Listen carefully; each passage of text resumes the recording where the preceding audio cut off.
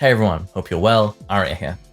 So I was joined yesterday by TheMainManSWE and FrameWhisperer for the first episode of Wavedash, and I really just had such a fun time doing it. Thank you to everyone who joined us over on Twitch. Now for this first episode, we really went for a loose and easy conversation. But from episode 2, I really want us to focus and hone in on a few specific topics and go for a more professional debate type of format. So if there's something you'd like us to discuss, please let me know in the comments, and I'll pick a few of those topics and we'll go over them for episode 2. Anyway, take care, and I hope you enjoy. Testing. We are... Hold on. Huzzah. Okay. Is that it then? I think we are live. Oh, guys. wow. I've never been live before. Guys, we coming through loud and clear? Is the music balance good? Are we sounding all right? Chat, let me know if it's all peachy. Yeah, we did do a few tests, so hopefully everything is smooth as can be. Yeah. Hopefully. Apologies, I completely forgot the event in Dubai is going on right now, so slightly tone deaf it is. Whatever. More interesting. Slightly tone deaf, but I'm sure who must throw in fireballs do. They're gonna watch this instead. Absolutely, right? Priorities straight. Well, thank you guys for tuning in to episode 1 of Wavedash. Smell it.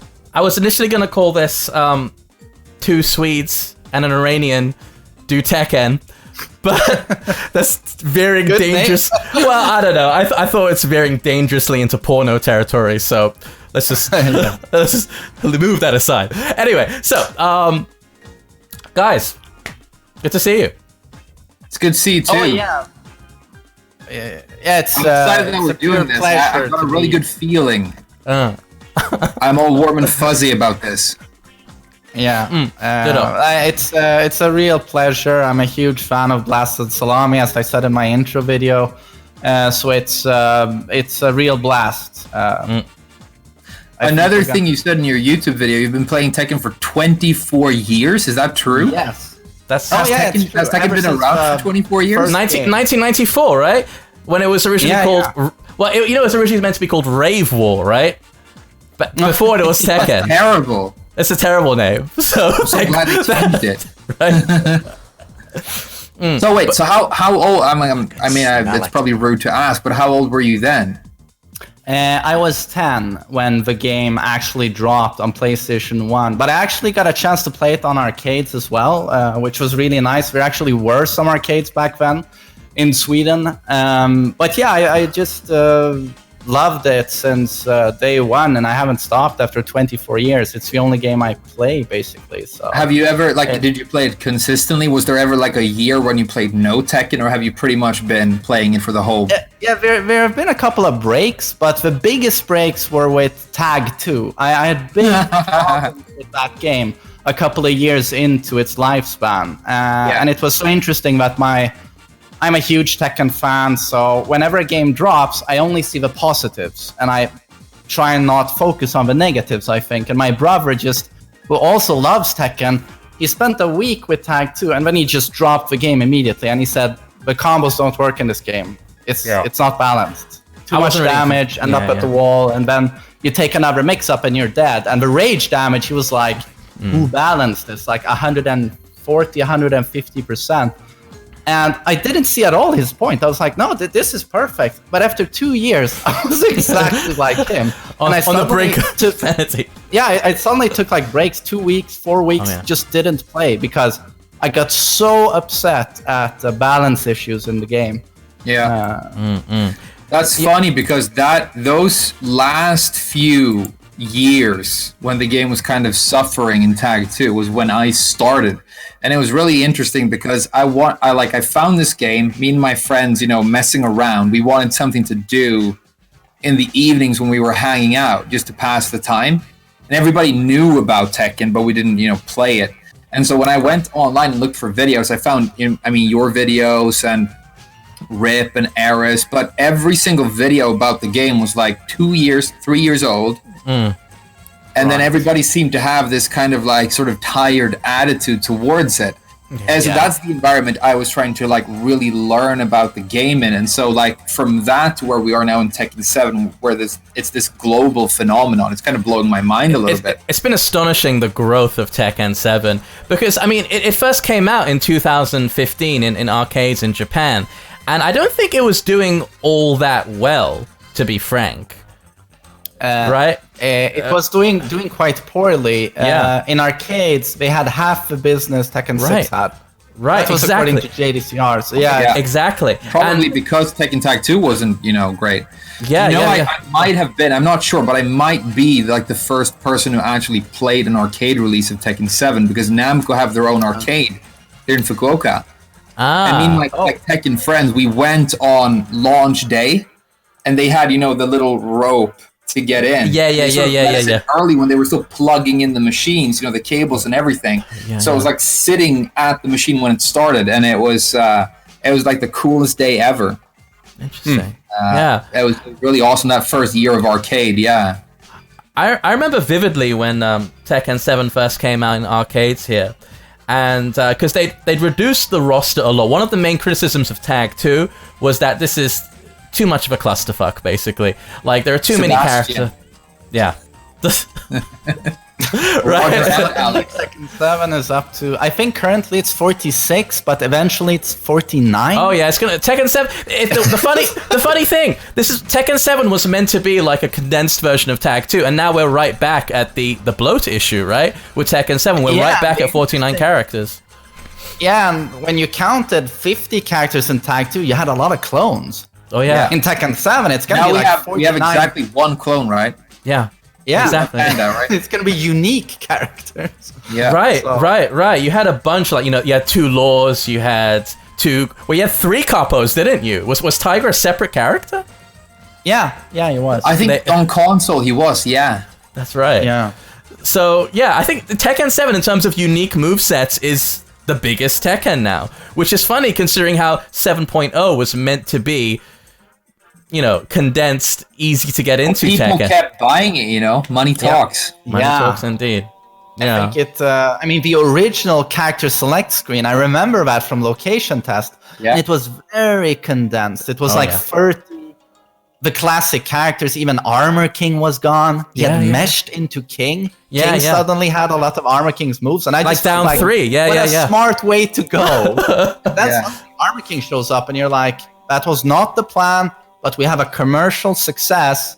Let's add more DLC. And I love it, diversity. But just thinking of Joe, picks up this game, like, I'm going to become a great player. I mean, the amount of knowledge you need now, it's like... Oh, yeah. I mean, I don't think we know. We haven't seen the implications of the success of Tekken 7 yet, because I think the people who are like, with this game getting into it, it's probably going to be like a generation of people who, like, a couple of years from now start becoming seriously good at this game, and it's going to ripple throughout time, basically. But I mean, people always worship sort of Tekken 2 and 3 as like these masterpieces of the franchise, but 7 might be like the first one where it feels like it's a global phenomenon. Yeah. It's like back to, like, it's the leading fighting game in the world. It's not this old, tired veteran, King. It's this, it's actually a leader again. Yeah, it's interesting because it's still a legacy game at its core. The roots of Tekken 7 go back decades, right?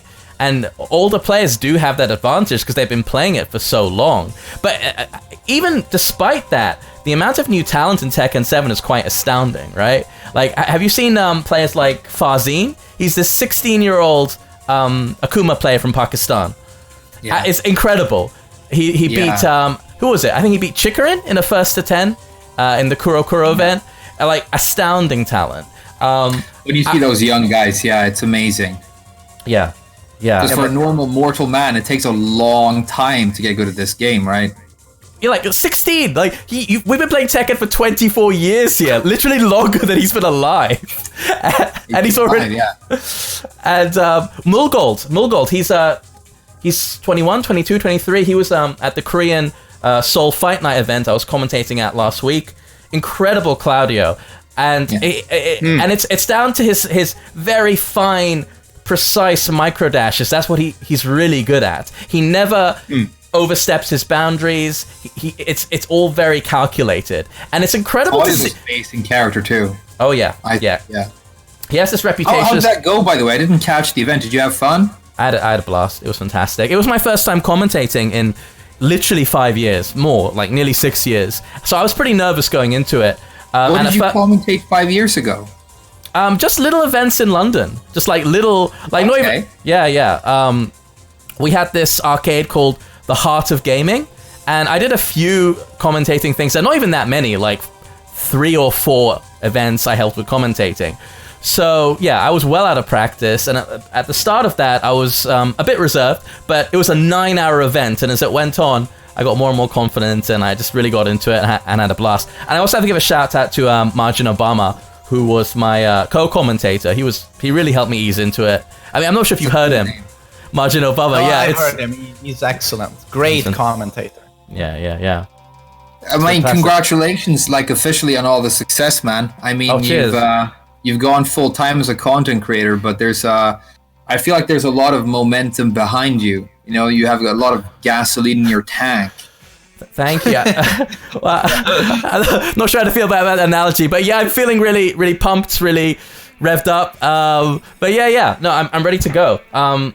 You know, the past couple of 2 months, the main focus has been really kind of building up a team for the channel. And I've got like a co-editor I'm really happy with. The graphic designer I've been working for 2.5 years now. He's amazing.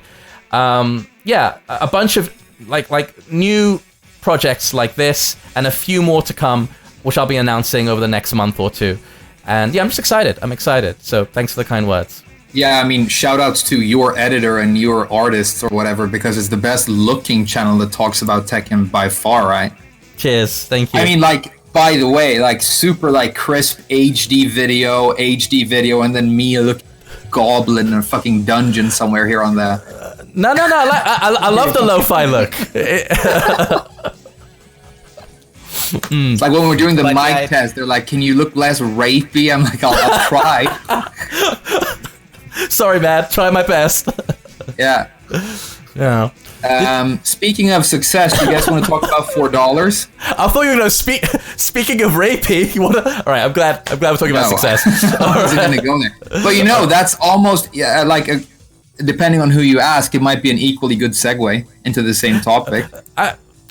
Let's go with the success one. I think that's a cleaner topic to go with for our first podcast. Let's not overextend ourselves. How about this? I'm going to let everybody watching know that obviously I made a video talking about it, and Mainman, you made a video talking about it. The frame data for money for frame data. Yes. Yeah. The native feature, and then Arya, you made a video about it that you decided not to upload. Why not? Yeah. Because I'm biased, basically. I run a Tekken channel, and I love Tekken. And, you know, when you make a video, you come into it, and you think, okay, this is my opinion, and this is the way it is. And it's kind of human nature, right? You kind of block yourselves from external kind of anything that might invalidate your opinion. And the more I was recording that video, the more I thought, you know, am I forcing myself into a corner here? You know, I wanted to come into this with an open mind, and especially as content creators, right? The stuff we say makes ripples, right? It affects, it influences people. It affects the conversation. So I thought much better to do it in a manner like this, where we can. Right. You know, I don't want to just get on my soapbox and be like, this is the way it is. I'd much rather have a conversation. We have the chat there. They can give us feedback as well. Let's talk about it. Let's talk about frame data. So, do you think, like, I'm just going to put it to you, do you think it should have been a free feature? Short answer, yes. Sorry to put you on the spot, but, yes, you know, it's somewhere to start. Yes, I do. But I do think they are just... It's a complex, you know, if you want a really simple answer, yes, on matter of principle, I think it should have been free. But I'm happy to pay that, and I think it's more than, you're getting more than your money's worth. unquestionably, but by virtue of principle, it should have been free. But let's unravel that and talk about it, right? So, I mean, should I just go on about this, or do you guys want to hop in? MainMan, do you think it should have been a free feature?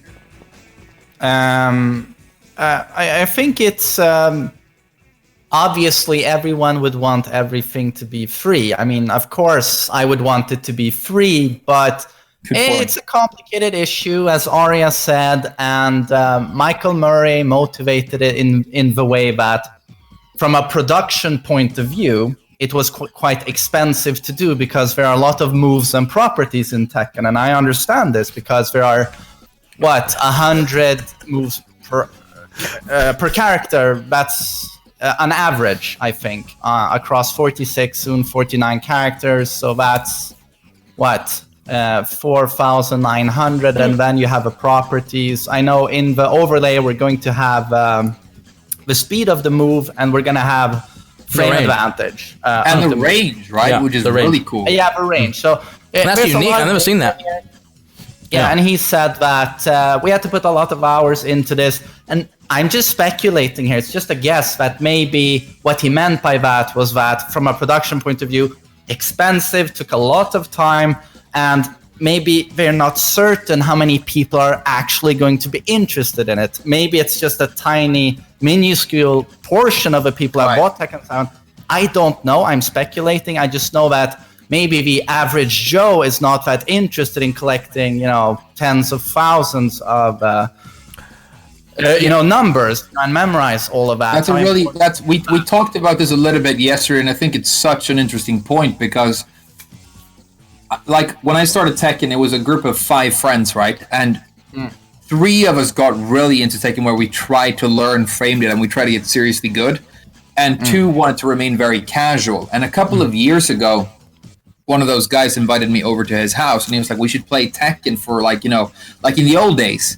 He's like, if you bring your fucking numbers and your notebooks and you start talking about frame data, I'm going to be pissed because I don't want you ruining the gaming experience with all your fucking mathematics. But that's kind of the thing where I don't think Namco have realized just how big their game has become and how many people actually do care about the numbers. Because, go ahead. Sorry, I just thought of something that's a little bit interesting in terms of where we're going here with the conversation, and what I said earlier, that, for example, I do Tekken coaching, where I charge around $100 per hour and 30 minutes, and I've had about 150 students. So they are very motivated, obviously, because they are paying a stranger or someone they've watched on YouTube a substantial amount of money to get better at the game. So they are very motivated. But I also have to tell you that maybe 20% of them have actually looked at frame data. Oh, really? So before they come to your coaching session. I'm hours. But I'm so surprised to hear that. Look into frame data. So that's interesting. A lot of people are intimidated by the very word frame data. It's such numbers. Nobody likes numbers. Nobody likes, it's maths, right? And once you understand it, maths is fun. But before you do, it's a slog and it's a gruel, right? And that's one of the reasons I think it should have been free, because having it there, it helps to demystify it, right? I mean, if the intent is to get new players into Tekken, they're still gonna think, what is frame data? Oh, this is what it is.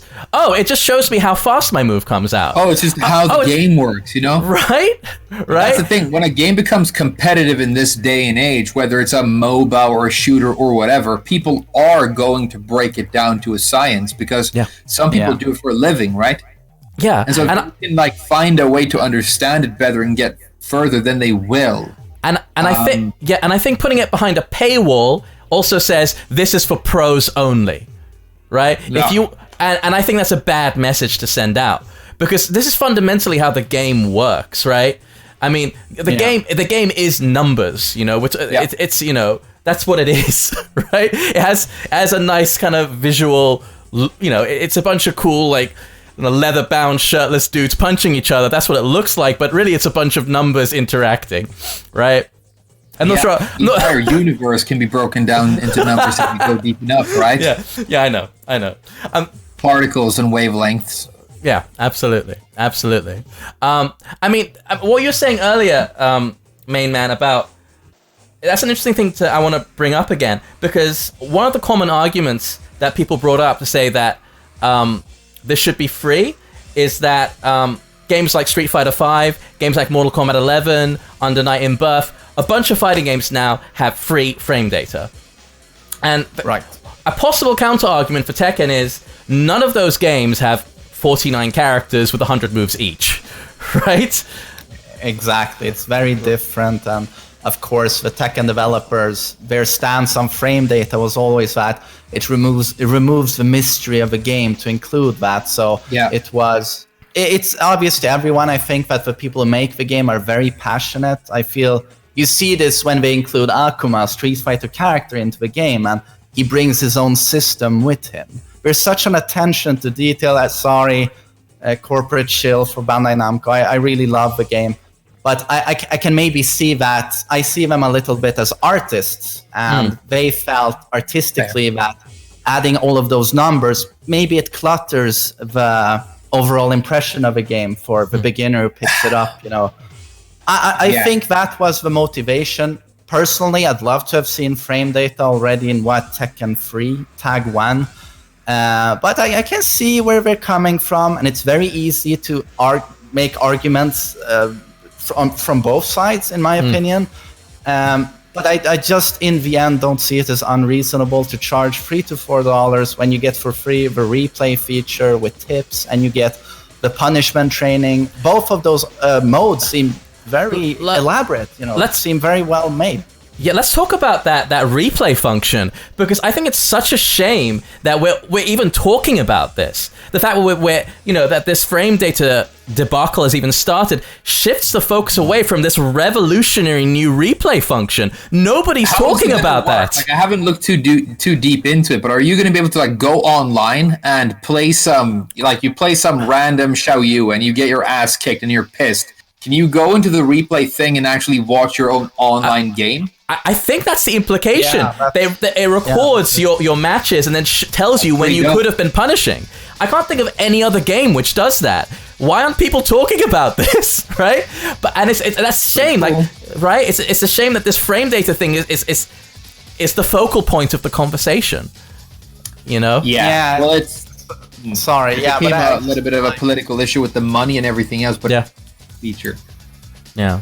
I feel like we talked a little about it previously before in our casual talks before doing the podcast, that Twitter is probably where you've seen most of the outcry regarding $3 to $4 for frame data. And I feel like Twitter has a tendency to really claw on to negativity. That sort of stuff spirals. And yeah, me for one, it would have been nicer if people actually paid attention to also, as you guys said, all of the stuff that they've actually, a lot of thought obviously went into this, because on that punishment guide, they must have actually gone through all of the moves and found the optimal punish for all of them, because that's what you're getting.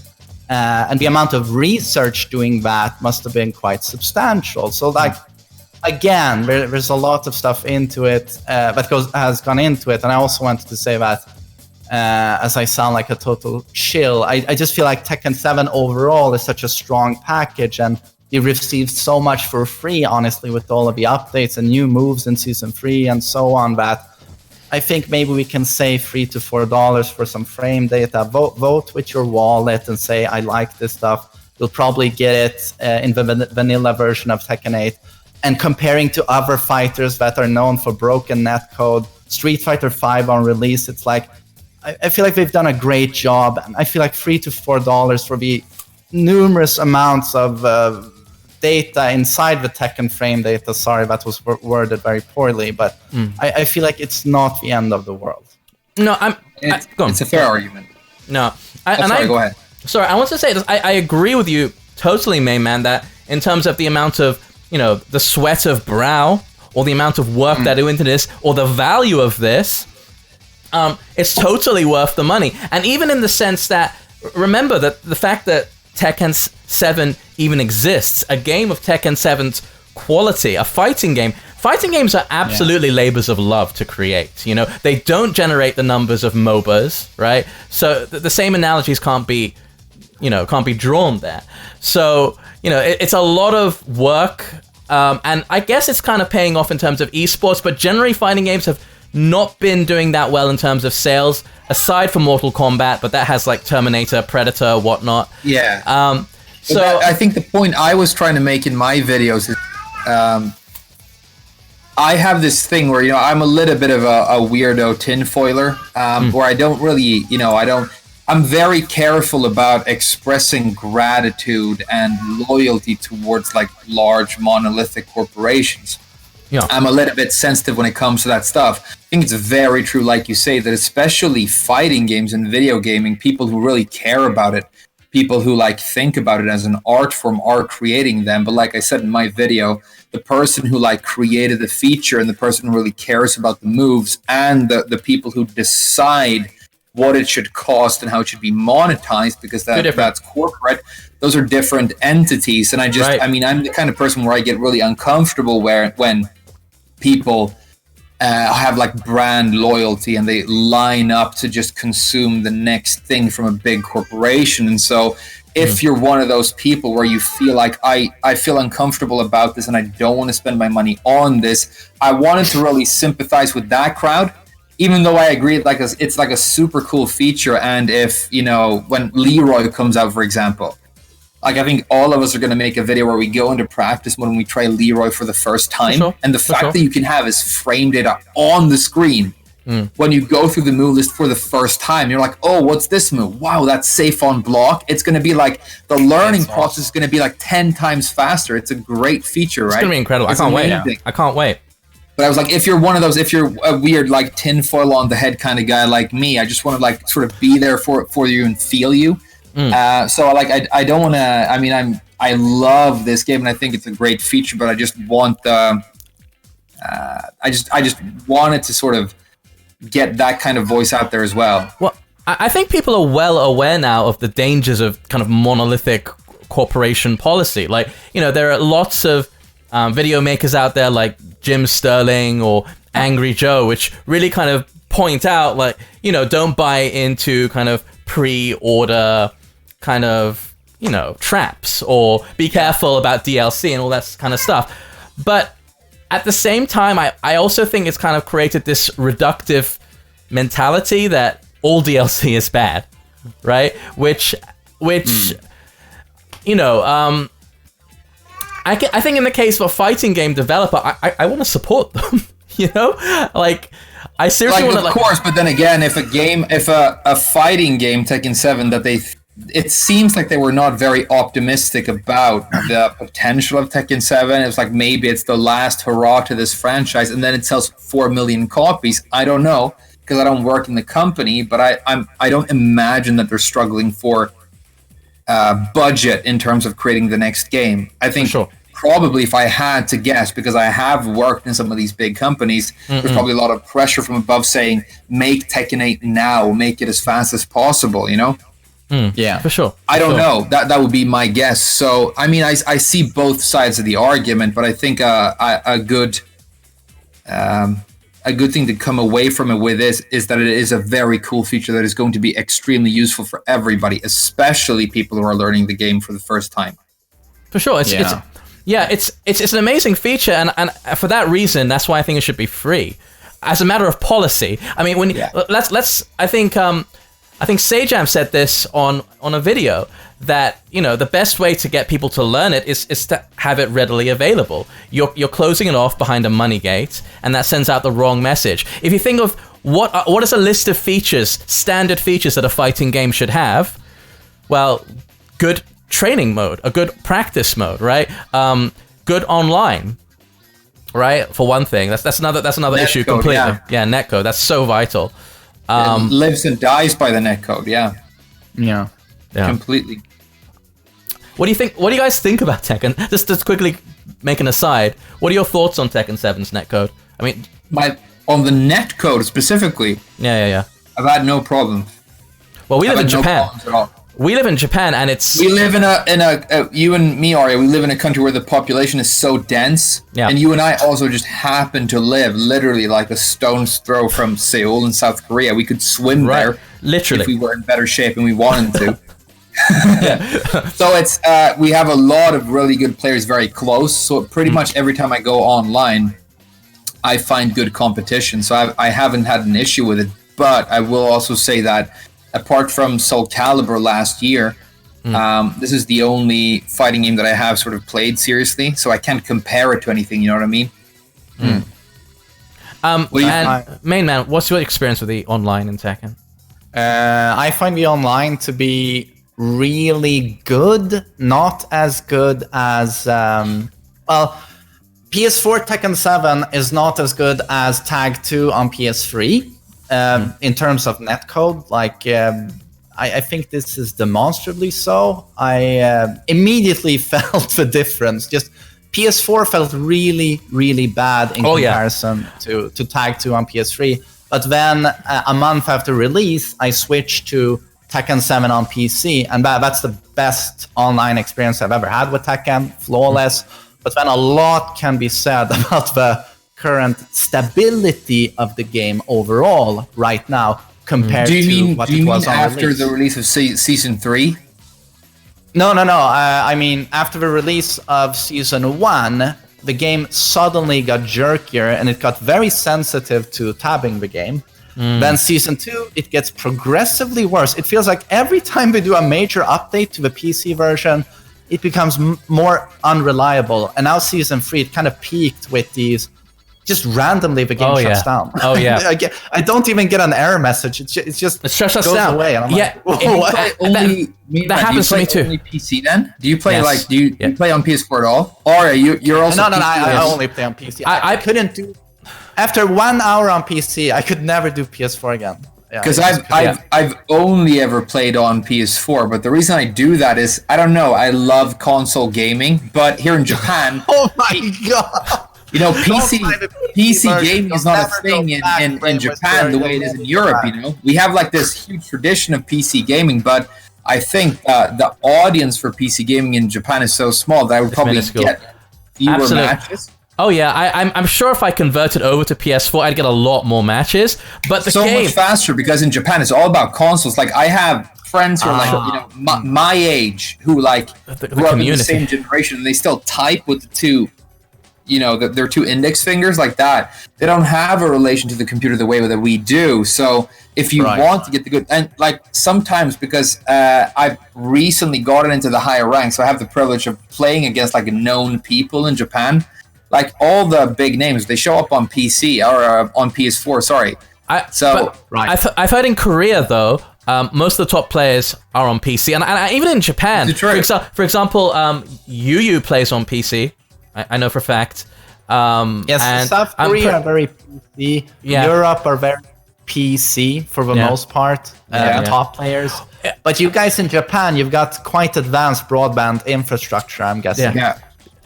Yeah, we do. And it's just because we're closer together. We have better internet and we're all tightly packed like sardines. I mean, the thing is, as you were saying earlier, I probably would get more matches on PS4, but the game feels and looks so much better on PC, especially if you have like a monitor that allows you to turn off the VSync and whatnot. It just feels so much more responsive. See, that's my whole problem, Mike, because I don't understand all of those technical terms. I'm so terrible with that. But VSync. I do actually have the Steam version of the game. I've just never launched it, and maybe I should. You should. So let's have a first attempt. Yeah. No, seriously, it just feels so much better on PC that I couldn't make that shift. I tried playing on PS4. And it just felt gunky and horrible. Actually, the worst version of Tekken 7 was that first arcade version, Tekken 7.0. It had a ridiculous amount of lag. To the point where I was... Do you remember Frame when it first came out?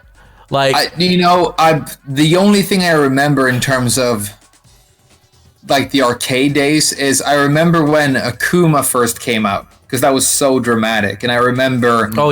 how weird it was, and because when you go to the Namco arcade here in town, and like, because they have a Tekken section, they have a Tekken like a room where they have Tekken machines, and all the Street Fighter dudes were over, and I remember that. I don't have like specific memories about the netcode back in those days, but I guess I wasn't worrying about it yet. I mean, at that time, I vividly remember I had trouble blocking stuff like Snake Edge. I mean, forget stuff like Dragon Tail. I was like, and I thought back in 2015, am I getting old? Am my reactions, well, no, I mean, I do play Law, but like I couldn't block my I'm not going to be around anymore. Sorry. I couldn't block my opponent's Dragon Tail. And I thought, am I losing it? Am I losing my reactions? But then the game got updated and it came on PC. Oh no, it was just a really bad arcade version. All right, I guess I should try a PC, and then maybe next time we do this and we talk about this, because I've never played a single online game on PC, so it's going to be a very stark contrast for me, and I can give you my opinions on it. Do it. I'd be like I said, I really want to play against you, man. We live like a stone's throw from one another. So let's get some games in. Let's do it. Let's get the microphones in and we can play each other. That'd be fun. That'd be awesome. Yeah. I mean, sorry, man. You live on the other side of the planet, so we can't. Yeah. Well, you're officially invited if you can get a really good babysitter. Yeah. Anytime. But, it's interesting to note that the PS4 version actually for a full year, right, had terrible offline input lag. It did. On top of the online lag. So the PS4 version was completely unplayable almost to the point where JDCR stopped playing Mishimas because he just couldn't get it to work. I vividly remember that. PS4 version because they're really frame-sensitive characters, right? Garbage for a long time. Has to be said. The contrast between PC and PS4 that first year was miles wide in terms of response, graphics, online connections. It's night and day. It was a gulf. It's been drawn together slightly, but I still think PC is still a discernible. Like it's immediately discernible how much better it is. I have to try it out. I mean, you've convinced me. I'm definitely going to give it a shot. Speaking of the Mishimas, though, something I just realized I really want to ask you to is like, when you're playing right now, like what characters are you playing right now?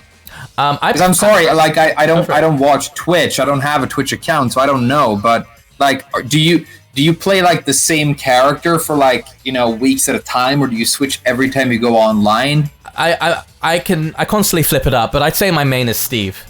Really? Okay. Yeah, I think he's a very fun, expressive character. I even like the nerfs in season 3. I thought he was a. Oh yeah. No, Steve is cool now. Absolutely. Cool now. I thought season 2 Steve was, of course, arguably the best character in the game, but in a kind of but in a dry way, because optimal Steve in season 2 was back 1, down forward 2, jab strings, and you have this huge, expressive, cool moveset. And I mean, I think Nee played him optimally, and he had the most success with him. And all he did was back 1, down forward 2, 1, 2, 1. But I think that's what they realized with season 3. They wanted to end this theme they've had in Tekken 7 with a couple of characters that you can play them with free moves. Yes. Kazumi, Dragunov, Steve. You can make a pretty damn long list. Oh, Noctis, Ora, or Down Back 2. Yeah. All of those characters. Down Back 2, Down Back 1+2, running 1+2. They altered all of those moves. It's like Kazumi, Down Back 4, Back 2, just change it. They and did Steve, buff they're all the better for back it. one from Brian, though. Which one? Back 1 from Brian and running 2 from Dragunov, they got better advantage on block, right? Yeah, but I think, I mean, Dragunov's running 2 is still nowhere near as good as it was in season 1. Yeah. Really? Yeah, absolutely. I mean, season 1, the most important thing about season 1 running 2 was the tracking. It was really hard to step Dragunov's running 2 in season 1. And then season 2 is the worst it's ever been, because because they removed the tracking quite a bit. And now in season 3, they've given it like 1 more plus frame, so it's harder to step, and back 4 is a true frame trap. So it's marginally better. All right, yeah. So defensive player, it's harder to step, but I agree. Like reducing the tracking, of course, really hurts the move, but at +6, if you're facing someone who's really good at doing them at point blank, the move is it's a nightmare. Oh yeah, it's a nightmare, and I think that the thing about it, like you said, trying to step afterwards.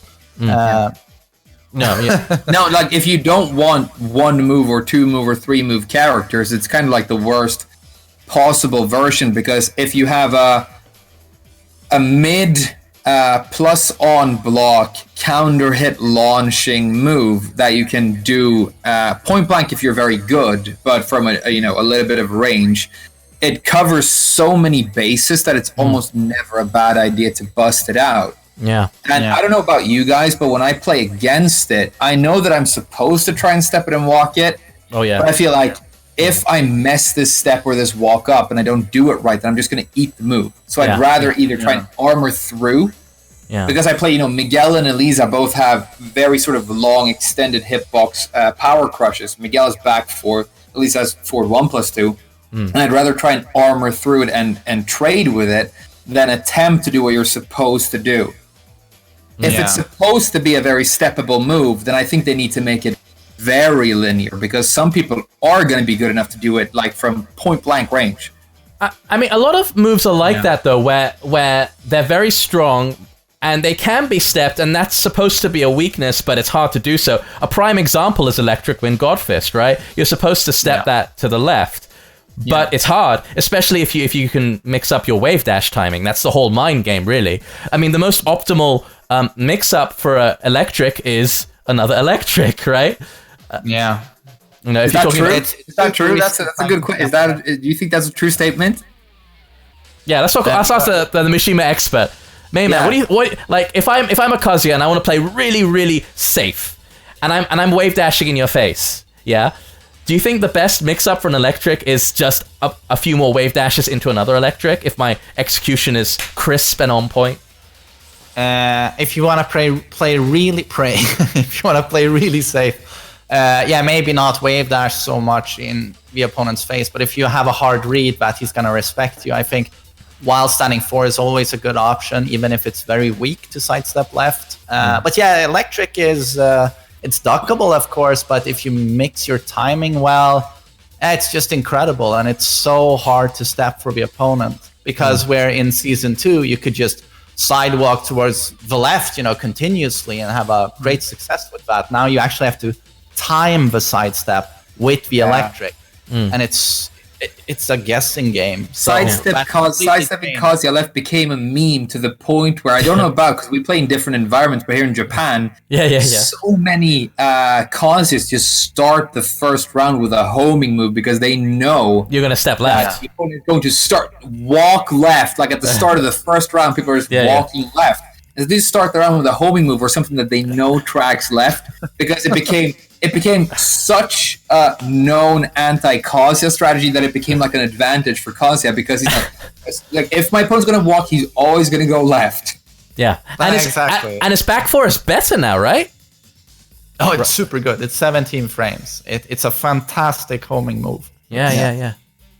Very. What about you, Adrian? Because I already said you played a lot of Steve. What do you play lately? Like when you do you play? I'm trying to learn every character in the game, so I'm actually now quite ambitious. I try to play as many characters as I can. Right now I'm playing Leo a little bit. I saw that. I haven't dabbled with Lucky Chloe. Yeah. But my mains are... Chloe. Leo? Okay. I wouldn't have associated Chloe with main man. It doesn't seem a natural watch your stream. Maybe I can learn a couple of things. Someone donated $200 and said, play Lucky Chloe, so I sold my butt, basically. That's what I did. But I main Kazuya, Geese, Zafina, and Negan. All of those to me are very unique, different, and super fun to play. Okay, cool. What about, because I think it's funny, because we did a couple of these sound tests, and we talked a little bit about my current main, Eliza, and how much both of you love playing against her. But time of my life. Thinking about me and main man specifically, because the Mishimas, I never even touched any of those characters. And then some of the characters that I played, like Elise and Katarina, you've been vocally you don't enjoy playing against. Yeah. But I was going to say, I think the interesting point where you and I sort of overlap is I think we both kind of have a thing for Armor King. He's awesome. Yeah. He's fun. I think he's really cool. Like, how do you feel about Armor King right now? I haven't looked up 3 to change. What happened with him? Season 3. Well, he's basically the same old Armor King. Interesting was that down 3 on counter hit gives +9. So satisfying. Nice. Yeah. The animation just feels powerful.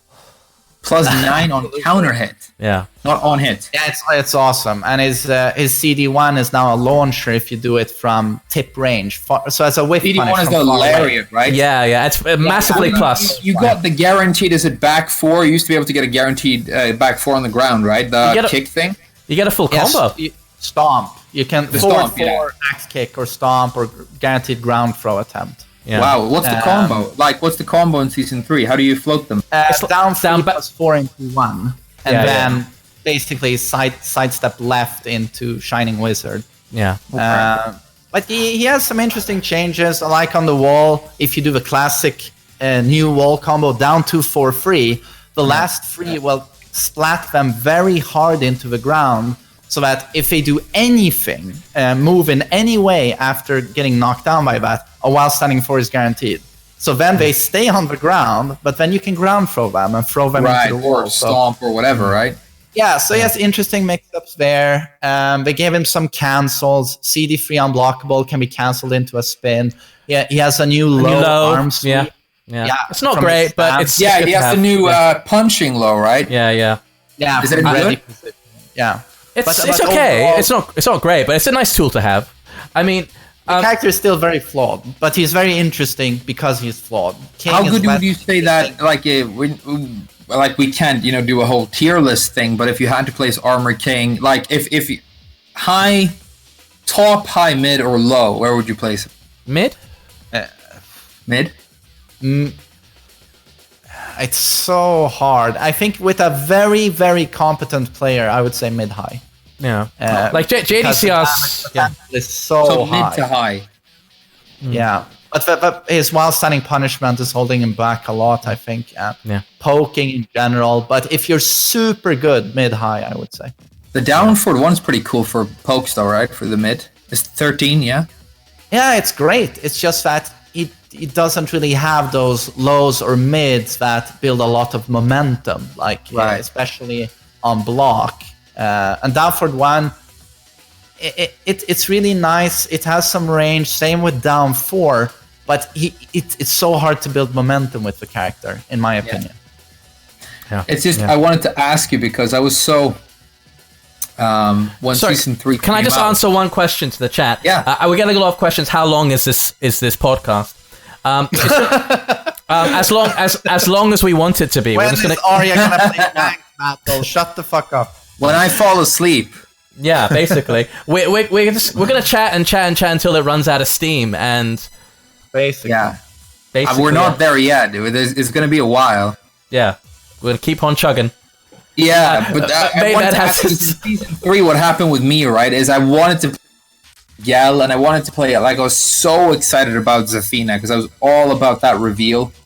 And honestly, having looked at the character in-game, I think in terms of, like, reimagining old characters from the past, it's the best job they've ever done. She looks fantastic. Because she looks fantastic. I think, it's a little bit annoying playing against her because she's crawling around and crushing stuff and she's doing low launchers and whatever, but taking a character like that, adding the little claw thing for a bit of that's visual so cool. flair. So cool. And then it has significant, gameplay implications.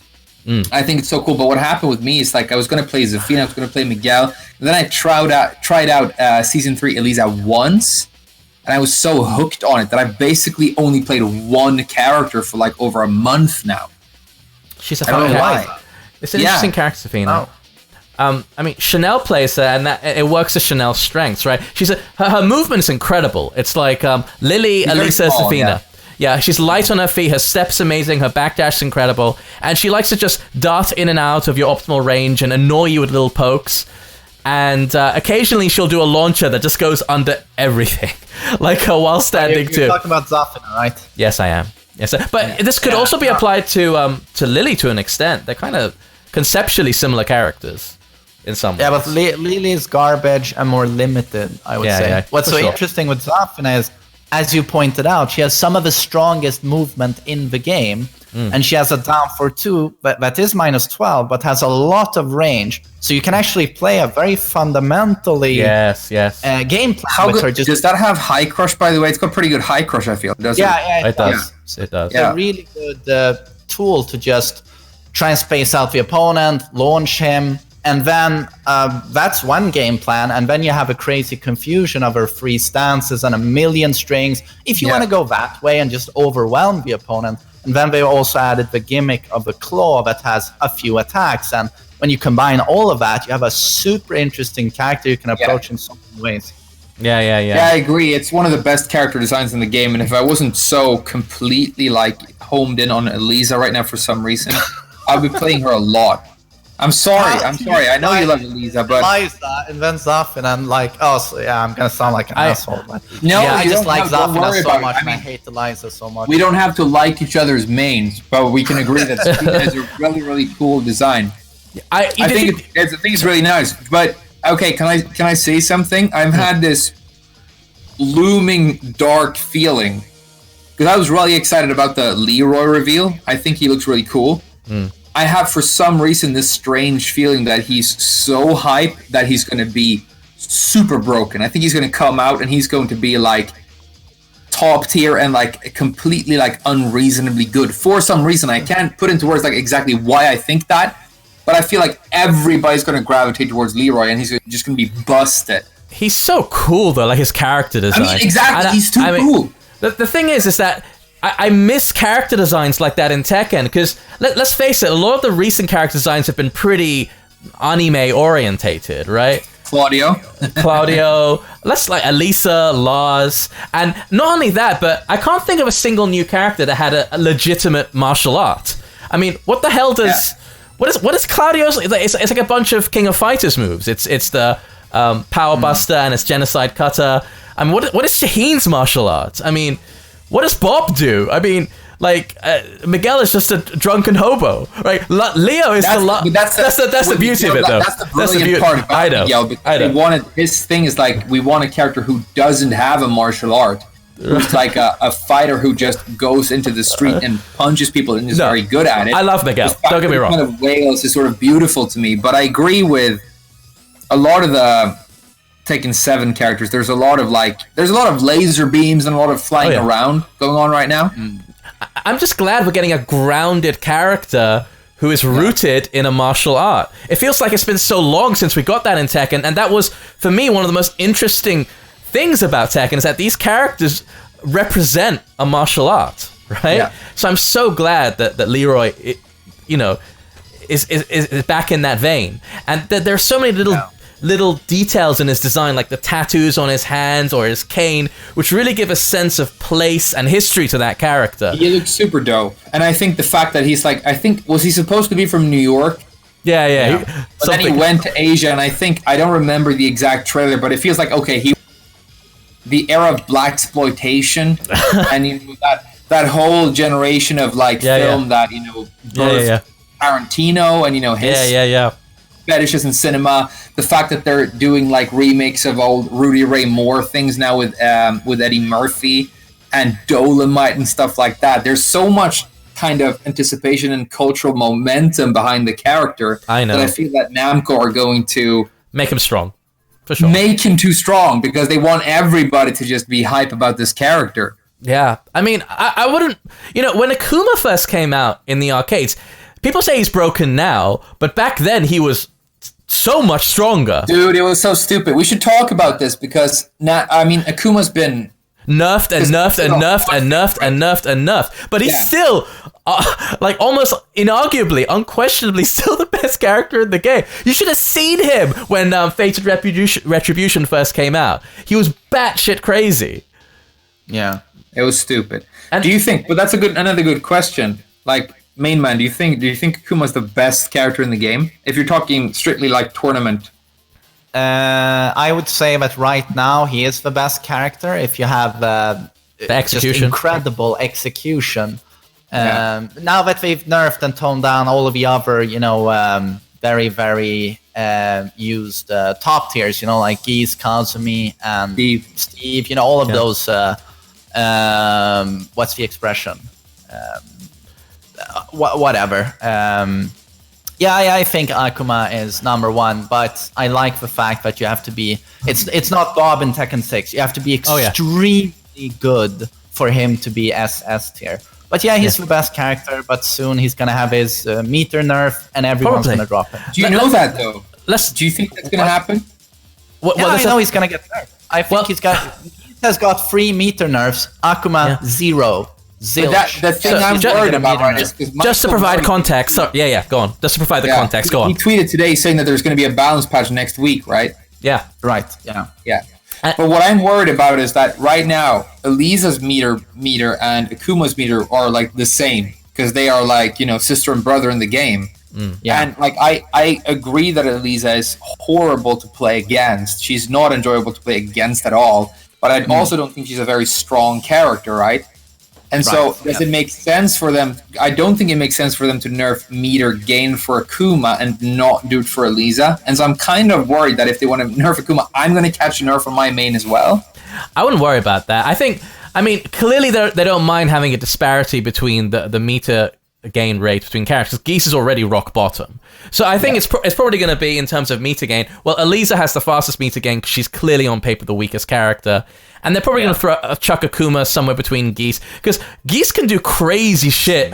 Can do crazy shit with this meter, right? Still, like he won that Seoul Fight Night I went to. His comeback potential is the strongest in the game. No question. It's insane what he can do off one touch. It's much thanks to the Deadly Rave buff, I think. Because if you have 1 meter, every single round, as soon as you're in rage, you have access to almost a death combo. So it's a lot thanks to the rage buff as well, but I think they would have to significantly nerf Akuma's meter gain because you say Geese has a lot of potential with his. I just see Akuma's as 5 times as potent due to the numerous amounts of options with counter it, down 1-2, standing jab into Shoryuken or whatever, down 2 Hadouken, FADC. That Hadouken with one bar is pretty much equal to Geese. So Geese castrated, Akuma is walking around with still, huge testicles that have to be significantly chopped away at, I think. So I don't think he can be midway between Eliza and Geese. I think he has to get the Geese treatment. I agree with that, but then again, like if you do that, these unreasonable things that Akuma is doing, they become less frequent. Yeah. But when they do happen, it's still a down jab into a massive combo. Yeah. So like, do you know what I mean? It's like, okay, this unreasonable thing that he can do, we're gonna make it happen less. Yeah. Fewer times. But it's okay. In my opinion, he gets 1 death combo per match. I just don't want to see those 2 bars glowing, 3 to 4 times per match. Yeah, if it's a long fair. That's a fair point. That's probably the best way to nerf the character. But I'm naive. I guess I'm idealistic. I would like to live in a world where nobody can ever do anything that feels way too powerful, even if it's once a match. Sorry. I think that's the point of these meter characters, though, is that when they don't have meter, they're underpowered and they have to take, disproportionate risk reward. But then when they do have meter, they can break the rules a little bit. Straight up, they are breaking the rules of the game. They can launch off a jab. Sorry to interject, but that's why I like Geese so much. He had his own identity and that his neutral was so strong without meter in Season 2 with down for 2, standing for, and counter dick jab, and they robbed him of that. And I feel like now he is more like Akuma, and he used to be. He have more of an identity, so it hurt me a bit with Season 3. I don't quite agree with that. I think Akuma is still the mix-up monster, whereas I think Geese still has higher damage potential. He's more of a defensive character now. He needs to make a solid read, whether it's off a parry or a sidestep, to get access to that. You have to play him more slow and defensive than Season 2, where you could just kind of hack away with down forward 1 all day. And I think this actually, Season 3, gives him a greater sense of identity, because you now have a... To me, it's just Akuma light, because as you said, you play a more defensive playstyle. A little bit like Akuma. Sure, Akuma has the 50-50 but he's a pretty defensive character. Whereas Sorry could, poke away a little bit more and had really strong counter tools to get launches. Yeah. And I feel like with that removed, he reminds me more of Akuma. If you want to talk about Akuma Light, Elisa is Akuma Light because she's Akuma without all the good moves and with cancerous snake edges and stuff like that. But let's go to Elisa in a bit. But I don't agree with the fact that Akuma is a defensive character. I think with Akuma, one of the ways you have to play him is you have to go in. I mean, his neutral got a little bit stronger, but it's still not great. I mean, that's one of Akuma's weaknesses. Is really good now. Like, I don't know if you saw the frame buffs on that, but it went from like +1 or 2 to +6 or 7 on hit. Yes, and only -1 on block. Used to be like -6. I mean, it was like crazy, and it already was really good in season 1 and 2. It's got a lot of range for a quick mid kick poke, so that was pretty good. And his defensive utility, I agree, he's a momentum-based 50-50 monster, a little bit like Kazuya, but his defensive capabilities with the jump and with all of these with the jump back fireball, extra Ryuken, down to keep out into Hado if they run in, like his defense. I would say his defense is almost crazier than his offense. He can annoy you in the neutral with forward 3 and jump way to fireball, but it's not particularly rewarding, right? He can chip away. Not like compared to like a character like Steve. Yes, exactly. That's specializes in that space. But if you play like a more traditional sort of Tekken-y character who also doesn't have like great frame data in neutral, like Master Raven, Akuma is sort of on your level. But then he does all of this super powerful defensive stuff. He builds that meter, and then even though you beat him like 5 mix-ups in a row and he has that much life left, all he needs to do is burn one of those meters after a down jab, and it's over. Yeah. And Aris said something really interesting. I was watching him do tournament commentary the other day, and he was like, Akuma is a character where I'm paraphrasing, but it was like, he's always winning until he's already lost. Until he's dead. He has to be dead. I get it. His comeback potential. Right now is kind of like his meter burn is like the ultimate comeback mechanic. It's almost better than Rage Drive and Rage Arts because he's losing life and he's losing, and you can mix him up perfectly and do these cool things and you're winning. But if he has meter and he clips you once, then he's going to run it all the way back. And I think that feels unfair to people. For sure. I mean, let's count the number of ways he can break the rules of the game with meter. First is a 10-frame jab into pretty serious damage, like 90 without walls. And if you have walls, you're speaking 100 plus off a jab, right? Yeah. And the biggest way he breaks rules really is that he has an unseeable low that if you block it, he still has frame advantage after it, right? That's kind of unheard of. And if he connects it, he gets a full combo. So down 3 to fireball cancel, right? Now, the caveat is that it has to be a clean hit for it to combo, which is why everyone says backdash against Akuma, right? Yeah. But it shuts down, like a good backdash shuts down Elisa a lot because down jab into back 4 doesn't become very good, and then you have to do other things with her. But I think Akuma I haven't played him much, but I feel like his clean hit range on his down 3 is a lot better than hers, which is why it works better. Because what happens with Elisa is you run in and you do the down 3, and during the time, those impact frames of the move, that if the opponent does a single backdash, they've already moved out of clean hit range. Yeah, she's pretty bad from far range, isn't she? Like just looking at her moves, like I feel like running into an opponent with whatever attack you choose feels very risky. It's dangerous. I think it's a character where you capitalize constantly on the opponent's ignorance. Yeah. And the poor reaction speed and the fact that they don't know her exact frame data. But if you live in a theoretical universe where the opponent always knows exactly what's going on in terms of frame data, it's not that difficult to shut it down. But like both of you said, it's not a fun character to play against because you don't know all those things and you don't react to all those things perfectly. And so it becomes this insect, this fly flying around the screen, throwing balls. That's how I feel.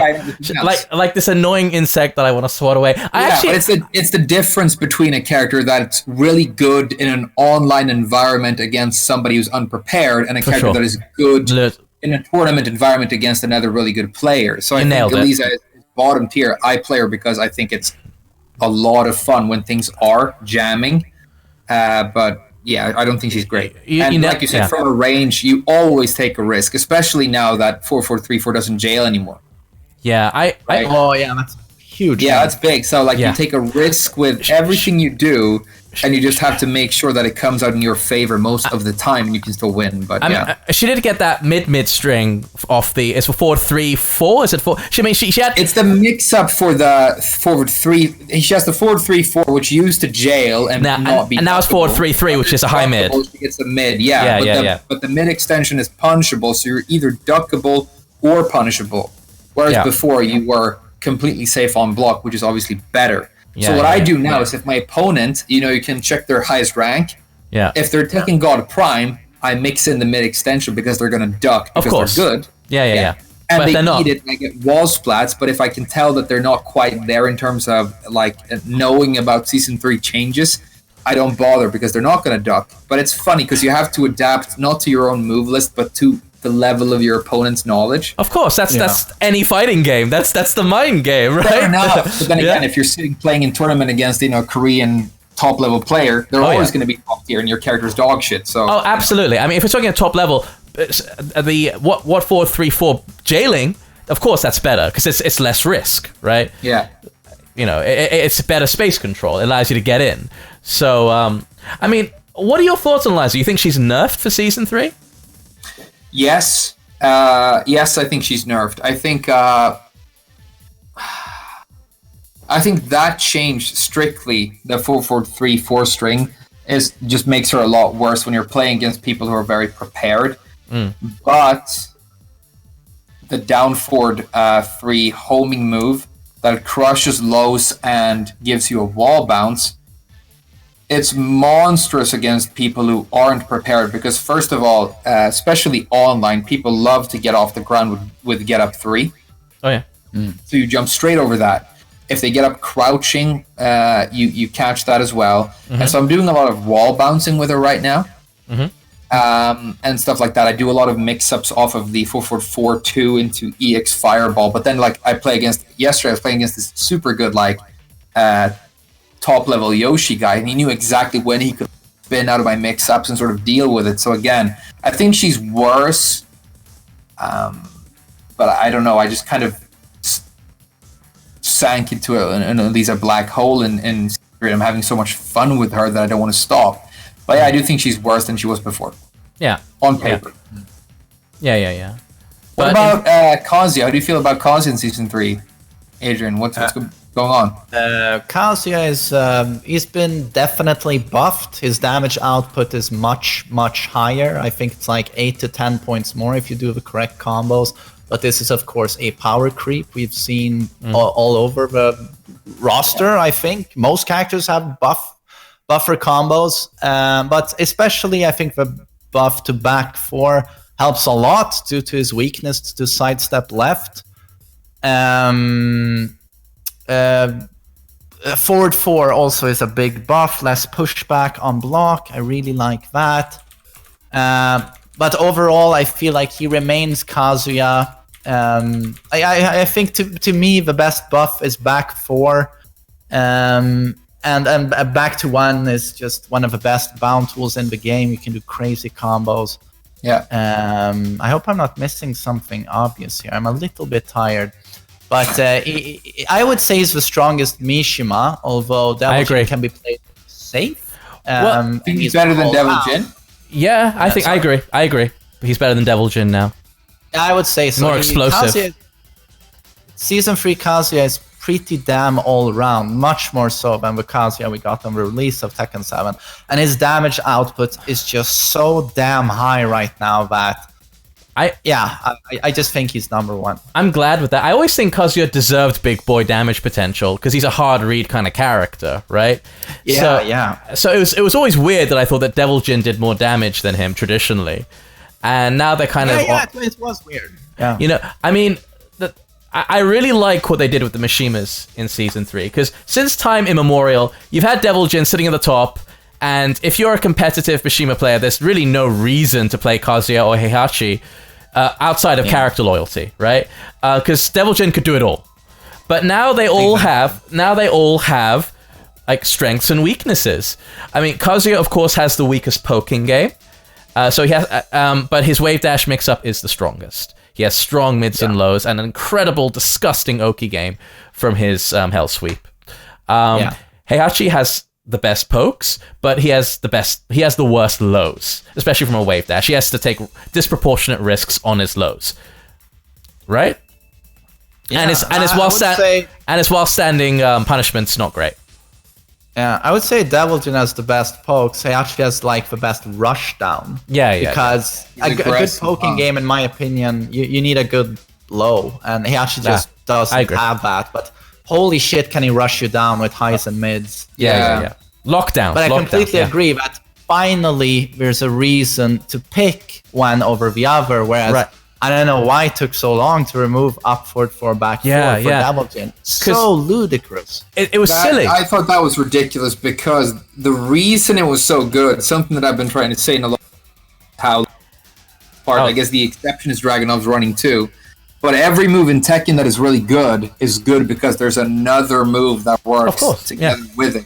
Yeah. And with Devil Jin, that up forward 4 into guaranteed damage on the ground was such a good mix-up for the Hell Sweep. Yes. That it was silly. You know what I mean? It was upsetting. It's like you're eating a shit sandwich from the start of the round, always. Safe. Now the thing is, even if it didn't give Oki, if a back 4, just threw them far away from you on the stage, it still would be high 30s in damage from a low crushing, very fast, long-range mid. Yeah. But no, the back 4 flips them perfectly, so you have time to dash in and apply another mix-up. It's like, what am I playing? I know. Who thought this was balanced? Yeah, it's the way I put it is this: like most characters need to create some sort of situation before they can apply a mix-up. But Devil Jin, he can just stand there, and the player can drop the controller on the floor and go to the bathroom, and he's still applying a mix-up. Right. Yeah. Right. As long as you don't know that he's not holding mix-up between the upward 4 and the half. Sorry, FrameWhisperer, your internet's kind of locking out sometimes. Guys, keep talking about Mishimas. I'm going to get a drink and piss real quick. I'll be right back. No worries. So, blood to the point. I mean, the cool thing about Devil Jin is that now his weakness is that he has the weakest mids from Wavedash out of all the Mishimas. He doesn't have like a big chunky safe launcher like Kazuya 443 or Heihachi 443. So his mids aren't that scary. I mean, he can do up 4, but that's a big risk, right? Yeah. So, and he has the strongest low. His Hell Sweep's arguably the strongest between him and Kazuya, right? So there's actually a bigger incentive to duck against Devil Jin than the other ones, which I guess he could use to his advantage. With Devil Jin, I guess you want to plow at them with lots of safe mids like Demon Paw, forward 4-2. Up forward 4 is still good. Yeah. And then every once in a while, when you've really conditioned them to block standing, then go for the Hell Sweep. It's not a true like 50-50 anymore. It's skewed, right? His lows are stronger than his mids from a Wavedash. Exactly. I think with Devil Jin, the whole game plan is where you used to have upward 4, to just kill people with, absurd 50-50s. Now it's more about what I think was the original plan with Devil Jin, the more safe Mishima, go with safer mids, like while standing 4, up forward 4, down forward 1, 2, and the options you mentioned, and of course the almighty laser cannon, the first 2 hits, or maybe adding the 3rd hit sometimes. You keep it very safe, you cover a lot of options. The laser cannon is still like one of the best lockdown tools in the game, I think. Incredible. That's fantastic. So, they're all strong characters. I think there's a legitimate debate. Who is... I mean, I agree with you, Kazuya's the best, but they're the closest they've ever been now in terms of strength, which is commendable. Absolutely. Yeah. Absolutely. Yeah. Although I feel a little bit bad for Heihachi in season 2. Well, he's dead. They're not going to develop him any further because he's gone. But what I wanted to ask you is, do you think, because that move list has been with us all this time, do you think they're going to take some of his stuff and stick him on Kazuya or Jin? Do you think there's going to be like a new Do you think there's only going to be 2 Mishimas in the next game? What do you think is going to happen? I don't think Heihachi's ever going to die. He's already died like 6 times in the series, right? Remember Tekken 5? Remember Tekken 5? Heihachi Mishima is dead. And he's all the characters on the menu screen because he's gone for good now. That's why his mustache is so high resolution, dude. It is a fine mustache. Apologizing for killing him. There's a good point though. He does seem legit dead now, and I guess they want to get rid of his moveset for Tekken 8. Is there going to be a Tekken 8? I mean, I'm sure there will be eventually, but what's the next step for this series? Made way too much money. There's going to be a Tekken 16.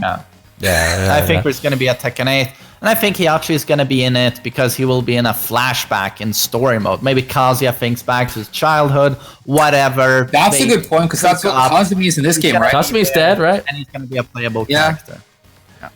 Yeah. So we got a question. We're talking a bunch about Mishimas, and people asking about Jin. Like, where does Jin stack up? Well, I don't really consider him. He's a hybrid Mishima in the sense that he has a wave dash. His hook fist is. I mean, yeah, it's of course it's parallel to. It's very similar to a God Fist. I think the reason I can't call him a Mishima is because he doesn't have a 1-1-2. And I think that's one of the most defining elements. Then again, his 10 frame is fucking great anyway. Yeah, his 2-1's amazing. But bad range. Bad range on 2-4, bad range. A lot of those, like, punch into kick that have wall splatter knockdown potential have bad range. Raven, 2-4, Lily, whatever it is. Yeah. The only thing you can really say is bad about Jin is range issues on some vital moves, like especially with 2-4. But then he has stuff like forward 4, forward 4-2, his hop kick, can, all great range. Extremely versatile, extremely strong character. Even with the nerfs in Season 3, he's still extremely strong. He's incredibly strong. And I think that forward 4, for example, they felt that there should be a higher entry barrier in using Jin. Forward 4 is a vital move. The combo must be hard. Steve, I like that. Complicated character. A lot of people are only using back 1, down for 2. Jin, they just use forward 4. And elevate the entry barrier. Down for 2 combo now with Steve, super hard. Forward 4 combo with Jin, super hard. So already complicated characters now have a very high technical entry barrier to really make them work, which I find interesting. But Jin is one of the hardest characters in the game, I think. I do like that. I mean, the thing with Jin's forward 4 now is you do have a choice to get an easy combo off of it. If you cancel into CDS and just use CDS 3, it's a very easy conversion. Right? But with Steve's down forward 2, there's no choice. You have to do that super hard Gatling combo. There's no alternative way to get a combo out of it. Right? Right. But the problem with Jin is that as soon as you go for the easy option, you expose yourself. Unless you have super fast reflexes and execution to cancel the stand. But I agree. I mean, doing the you can still combo off of a forward 4 by itself if you do a perfectly timed dash into a. But I saw Book do it. I saw Book do it in a tournament like a week ago, and I was like, "Fucking hell!" Like, I tried it like 50 times in training, and I could not land it once. And tournament. I still run it back, do it as well, and it's super hard, but it's a good thing because now you don't see pocket Jins everywhere, and you don't see pocket Steves. You're never again going to see there's a lot less Jin in Season 3. Yeah. There's a fuck ton of Asuka and Negan, but there's not that many Jins. Yeah, And a lot of Eddie. Well, there's always been Eddie. I mean, I mean, that's Eddie gets a horrible rep as a character, and I think in Tag 2 it was deserved. He deserves it. In Tag 2 it was deserved, no doubt. That was it. Back 1-4-3. Is that right? That was ridiculous. Back 1-4. Back 1-4. Back 1-4. Sorry, absurd, right? Yeah. But I mean, now he's still irritating to play, but he's clearly one of the weaker characters on the roster. Yeah, he's not good. Yeah. I mean, John Ding makes him work, but John Ding is a lot of work. That's such a weak argument, though, when people go like, this person won a tournament using this bad character. It's like, yeah, because he's amazing and he could beat you using, half a broomstick. It's not really the point. I think, like, when, honestly, tournaments are where you see the highest level of gameplay, but online is like 99.999% of all Tekken games that are ever played. Oh, yeah. So if you want to create like a balanced environment for your consumer, you should really consider that. And when like a character gets extremely overrepresented playing a very basic, sort of simple applied playstyle in online. It's a balance issue. But then again, if you do have like Jedi-like skills and you're a top-level tournament pro, you know all the little moves and things that you can do offline to deal with it. But do you feel that Namco should balance the game focused on like an offline tournament environment, or do you think that they should balance it with online in mind? That's a good question. I mean, I think offline should be the standard, of course, and they should try to bring online to the level where it feels like offline. Right, that should be the goal. Ideally, you don't want to balance down to the level of online. I mean, some games do that. I mean, Street Fighter V was designed around online play, I believe, which is why a lot of players criticized it of being somewhat imprecise and or sluggish, and they removed effectively whiff punishment in that game because of the way the hitboxes work. There aren't many active hitboxes. It's very hard for someone to throw out a poke and you whiff punish it. And now I think that was an intentional design feature because they thought no one's going to do this online, and most people play online, and that upset a lot of Street Fighter players. So I think that's definitely the wrong approach. Do you play any other fighting games? Like, yes, Adrian, tons. Do you play Street Fighter? Oh. Can you still hear me? Did you lose me? Main He's kind of conked out for a second. I directed it at both of you. Like, do you play any other fighting game? I play tons. I play... Third Strike was my first competitive fighting game. I think I kind of learned how to play Stick on CVS2. I love Capcom games. Darkstalkers, I'm a big fan. I quite like Guilty Gear, but though it's more of a periphery game. Darkstalkers is cool, dude. I used to have Darkstalkers on the PSP. Oh yeah, that was a good. That was on airplanes. For sure, that was a good conversion to PSP. It was very fateful. Yeah. I'm a huge fan of Killer Instinct. I think that's a massively underrated game. I'm actually making a video about that pretty soon. I like Samurai Showdown, the new one. I think it has some flaws, but it's okay. I play a ton of fighting games. So, yeah. Soul Calibur too? I know you play Soul Calibur. Soul Calibur 6 was like one of my favorite things ever. Yeah. What happened is Soul Calibur 6 came out and I loved it so much that I was like happy all day. I left work and I was like, I'm going to go home and play Soul Calibur. But then the Armor King and Marduk patch dropped for Tekken. Oh yeah. Brought you right back. I had to go in because I wanted to make a couple of videos talking about that. And I played Tekken for 5 seconds and then I didn't go back to Soul Calibur once. Because I realized I felt like it's kind of ride or die. You kind of have to pick your poison. And if I had to pick, it was going to be Tekken. Yeah. I wanted Soul Calibur 6 to be good. Sorry. I think. How is Soul Calibur 6 doing in terms of active player base? That's the problem. I have no idea. My feeling is that it's like almost completely abandoned at this point. Yes, but that's the problem. That's always been the problem with Soul Calibur. It's it does have a very dedicated fan base, but it's much smaller and it's very hard to find matches. And honestly, they've made some great changes to Soul Calibur 6 in the past couple of months, but the first version I was not a fan of. I had a lot of fun with it, dude. I loved it. I think Soul Calibur for me has always been Tekken. I'm in love with the system, right? Yeah. I love the highs, the mids, and the lows, and the frame rate and everything of Tekken. But with Soul Calibur, the presentation, the stages, the music, the whole vibe of the whole romantic, that I feel like I get more immersed in Soul Calibur. For sure. Yeah.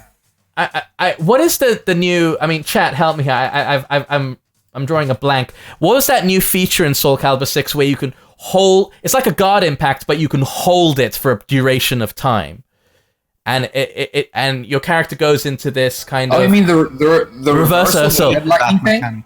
Yeah, the reversal. I did not like that. I was not a fan of Reversal Edge, right? Reversal Edge. I mean, I didn't mind the mechanic so much itself, but I didn't like the canned rock, paper, scissors animation because it slowed down the pacing of matches so much. It's like playing Budokai Dragon Ball. I was like, what is this cutscene thing doing?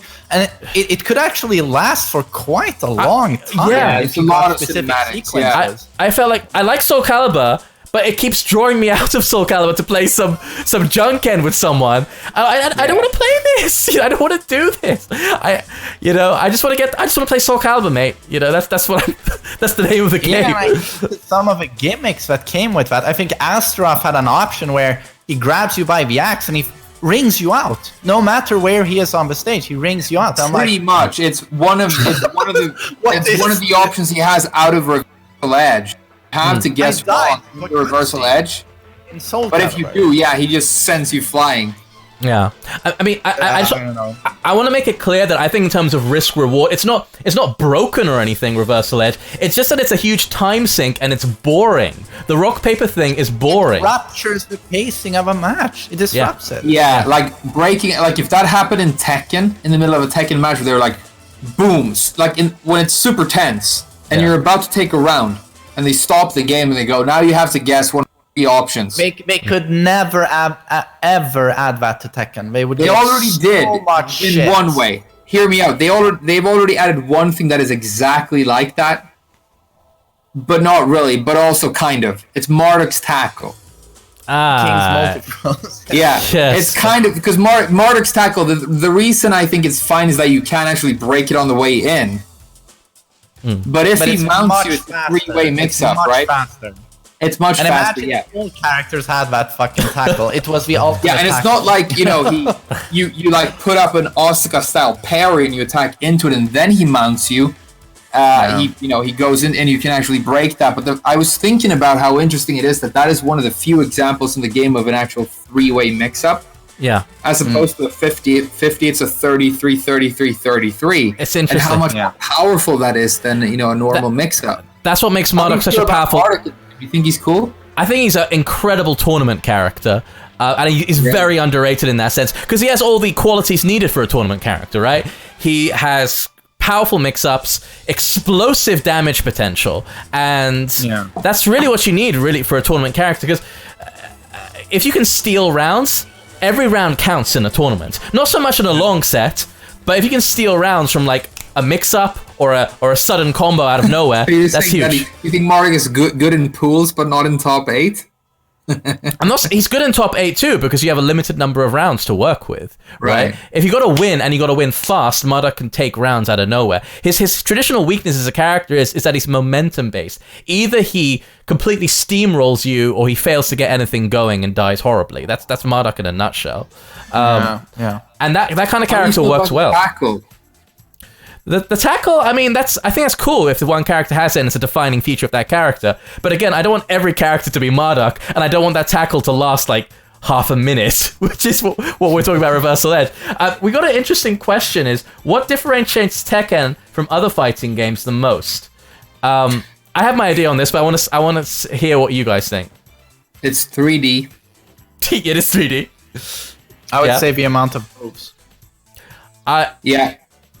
I think that the core defining element of Tekken is, there are obvious things. There's very high combo damage, but the core thing is you have a backdash and you can block during that backdash.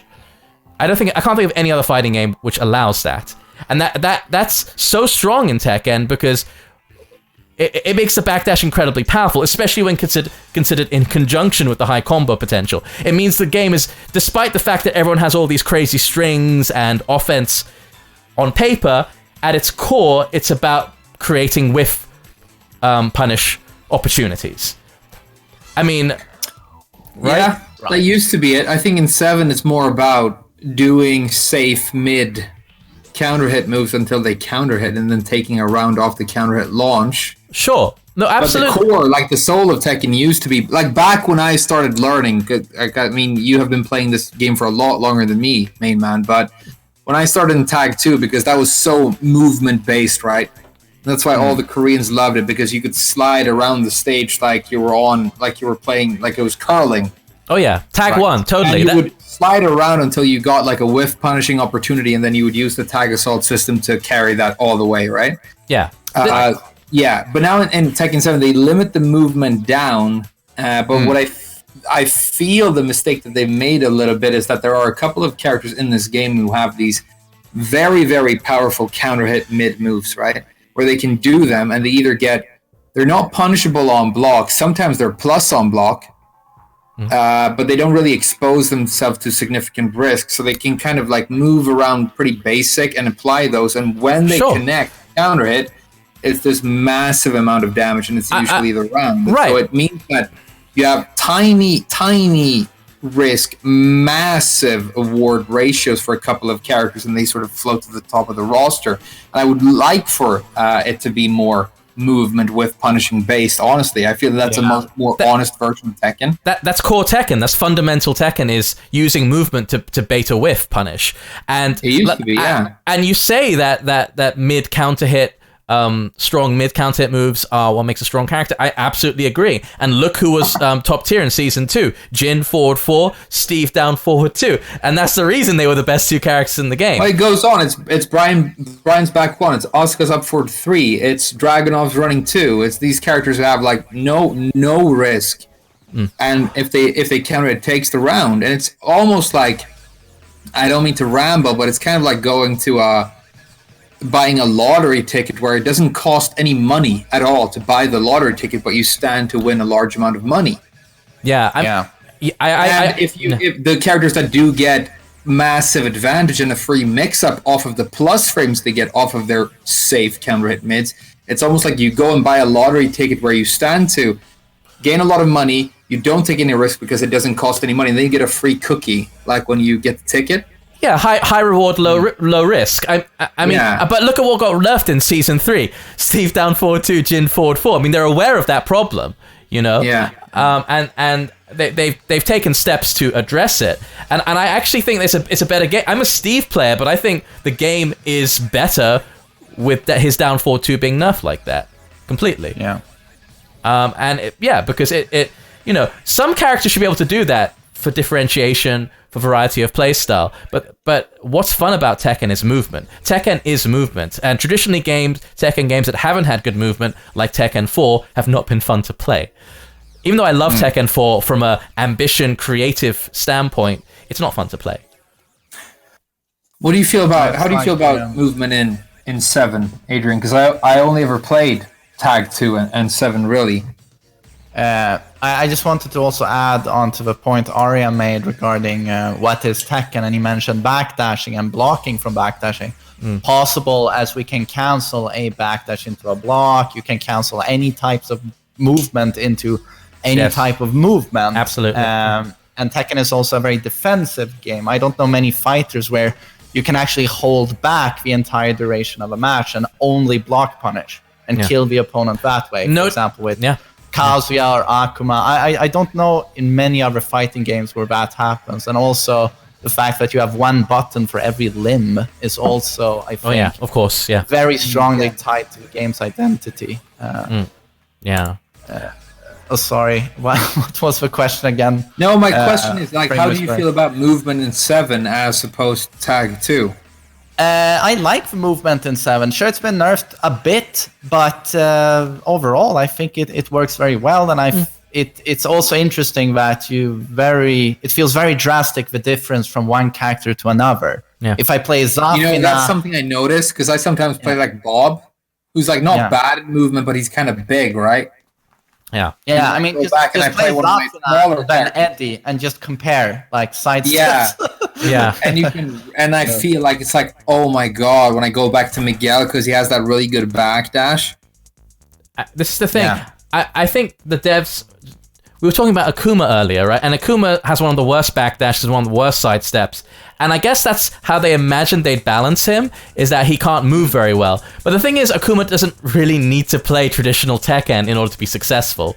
So he can make the opponent play on his terms, right? If we're going to talk about Akuma, like I'll say right off the bat, I think it's point out that I'm definitely no expert, because not only do I not play Street Fighter, I do not play Akuma in Tekken at all.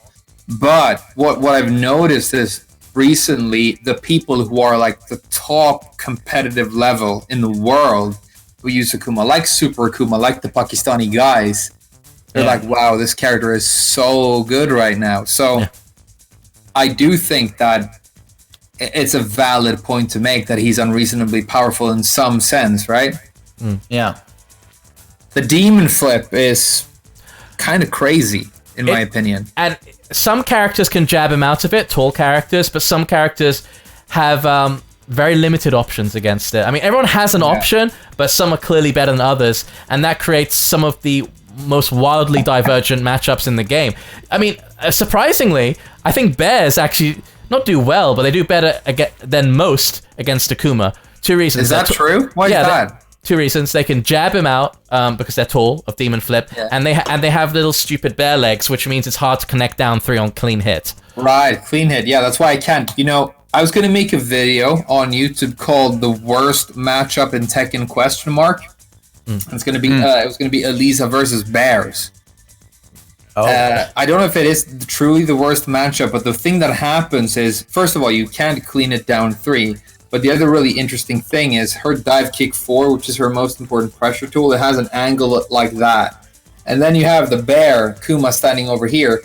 And his character model is like head, arm, and legs. And it's the exact same angle. So you can be point blank jab range and you can down jab into a down forward 4. And you're going to like miss his head, miss his hands, miss his gut, and miss his legs. And just land right in front of him. So like your dive kick 4 and your clean it down 3, your 2 most important tools, are just neutralized by the character model. And I'm like, wow, because it doesn't matter what they play like, it's the character model. It's so weird.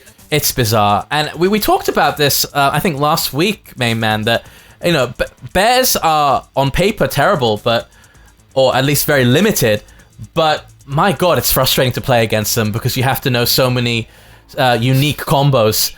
You know, so your combos drop all the time, and the Oki is weird against them. You have to change how you approach them, you know, compared to other characters. Yeah, it's especially frustrating when you, like me, you have several characters you enjoy to play, and with every one of those characters, you have to learn the appropriate combos, what happens to the hitbox of my low, if I try and go for it when he's just standing there or when he's backdashing. There's just a lot you have to take into consideration. And the fact that some strings on the wall will just randomly have Kuma fly off the wall and you switch positions and suddenly you're at the wall. A lot of annoying stuff. But I also wanted to say on Akuma that Noctis is such a good counter because his standing 2 has such a high hitbox, but it always clips him when he's jumping. Akuma needs to get close. Noctis, who works like a siege tank basically in StarCraft, can, with his big swings with the big sword, really keep him away from him. And forward 2 is the fireball killer. It goes right through all fireballs, beats them. It's a complete counter. That is why everybody's been saying lately that Noctis is the big secret counter to Akuma. It's because of the standing 2 string. Interesting. The 5-hit string, it swats him out of the air. That's it, huh? And Noctis is actually pretty good in Season 3. His fully crouched mix-up is scary now. Like, he has the safe mid with fully crouched down forward 1, I think. And his fully crouched down forward 2 is one of the best slows from crouch in the game. It tracks well. You can't low parry it, I think, because it's a sword, right? Am I correct here? Yeah, you can't low parry. And you can't low parry the spear, and that's... Oh man, it's so annoying. I'm sorry, I don't want to do this, but the fact that the weapon attacks are unparryable, it's like you make this perfect decision. He's definitely going to go low, but then, you know, caveat, and here you go. Yeah. He's really strong, and then they put in an incentive to sidestep him more now due to the nerf on Aura, which was very well needed. But up forward 4. That also by making up forward 4 unseeable, super fast, high homing move that launches. Yeah, amazing. So he's really good. Yeah. Say. Online Noctis is pretty much dead. I mean, the Church of Aura is closed. Sorry to say, but Noctis is legit like a pretty decent. I mean, his biggest weakness is no down jab means he kind of suffers against pressure somewhat. But I think they made his Sabaki safe, the shield Sabaki, the punch Sabaki. Am I correct here? I think, what is the punch Sabaki? The thing where he goes Konyaro and he does the down, right? It used to be on. Correct me if I'm wrong here, chat. I think it's forward 1+4, back 1+4 or something. But he goes Kono Yaro and he kind of does an overhead swipe with his shield. The punch parry. Yeah. Is that not a spacky? It's alright. That used to be unsafe. Now I think it's safe. Right? Yeah. I don't know, man. I haven't used this character for like a long time. Yeah. I wish I knew. Yeah. I mean, and his counter's pretty good, actually. The back 1+3. I mean, he does have options as for panic moves, but the fact that he lacks the down jab is his biggest weakness, really. Yeah, he's weak against pressure, but you still have to fear that down for 2, whereas Marduk, as we talked about, really feels like a sitting duck in pressure. Noctis has pretty good movement, can do a sidestep into down for 2 or whatever, but Marduk, like, what the hell does he have? He has the dick jab, but when I play Marduk and I'm pressured, I don't know what you're supposed to do, to be honest. That's another reason. He either kills you horribly. His low pokes are like octopus tentacles. They just reach you forever. Yeah. Like whatever you... That's the thing with like Eliza, right? Because you're doing all dive force, which means you go out of range and then you slide back in. But with the tentacle limbs of characters like Marduk, they still fucking reach you wherever you are. You can fly around as much as you want. They're just gonna grab you like fucking Dhalsim out of the air. Yeah. Like I said, I think Marduk's one of the most underrated characters in the game. I'd say he, in a tournament setting, maybe not top 5, but I think he's top 10. Like, he's really scary in tournaments. I'm not even gonna attempt to make a top 10 for tournaments, but I do. I'm either gonna lose terribly or win easily against him. It's kind of like Yoshimitsu for me. With Yoshimitsu, it's the crazy properties. With Marduk, it's the crazy damage. Like, either I got his number, I know exactly what the fuck he's doing, and I'm gonna fuck him up, or he's gonna clip me 3 times, and that's 3 rounds, and it's over. I wanted to get real with you guys. There's a question I really wanted to ask. Sure. Since we started talking about doing this, and it's we almost strayed into it yesterday, but I wanted to ask, like, when you're playing specifically online, and you're doing that grind where it's like, random people over and over and over, and you're trying to, get a higher rank or whatever. Snipers over and over, yes. Oh, well, in your case, yeah, we don't have that problem because we're not famous like you are. But seriously, like, because we talked about how much we like this game and how fun it is. Like, do you have a lot of fun when you play online Tekken all the time? I don't play much online Tekken, to be honest with you. In the past week or two, I played a bit of quick battle, just literally because I just want to have a quick battle. But I generally play offline at the local arcade. And occasionally we do a session, though they get increasingly rare. I do absolutely want to stream more, because I once streamed some ranked for Tekken, and it was a really cool learning experience because I was playing and the chat was giving me feedback, and I thought, I'm in a pretty unique position here as a content creator to have, like, some people telling me what my mistakes are, and I want to take advantage of that, right? I think it would be foolhardy of me not to do that. But generally, I try to avoid online Tekken for a multitude of reasons. That's fair enough. But okay, so Adrian, then when you're doing that online grind, though, when you're doing that grind, you're like, okay, today I want to take this character to whatever rank. You have those random opponents. Like, because we talked about how much fun it is and how enjoyable it is, but I think if we really want to level with our audience, what I feel a lot of the time is that the reason I play is not because it's fun, it's because I'm obsessed with it, and I really want to feel like I'm getting better, and I want to prove something to myself, and I'm kind of like really grinding in a way that is not necessarily healthy. But I'll be honest, I'll have some sessions of like online Tekken where the point is like I'm trying to feel like if I try really hard, I can become better at this really difficult thing. But I'm not sitting there with this bubbly feeling of just enjoyment and fun the whole time. Oh, yeah, totally. Fighting games are not always fun. Sometimes they're a struggle, sometimes they're a grind, sometimes you feel shitty about yourself. But that's, I mean, when people ask me sometimes, what are your top 5 games? I never include a fighting game on it, 'cause it's a different part. I see them as something different, and it's not always fun.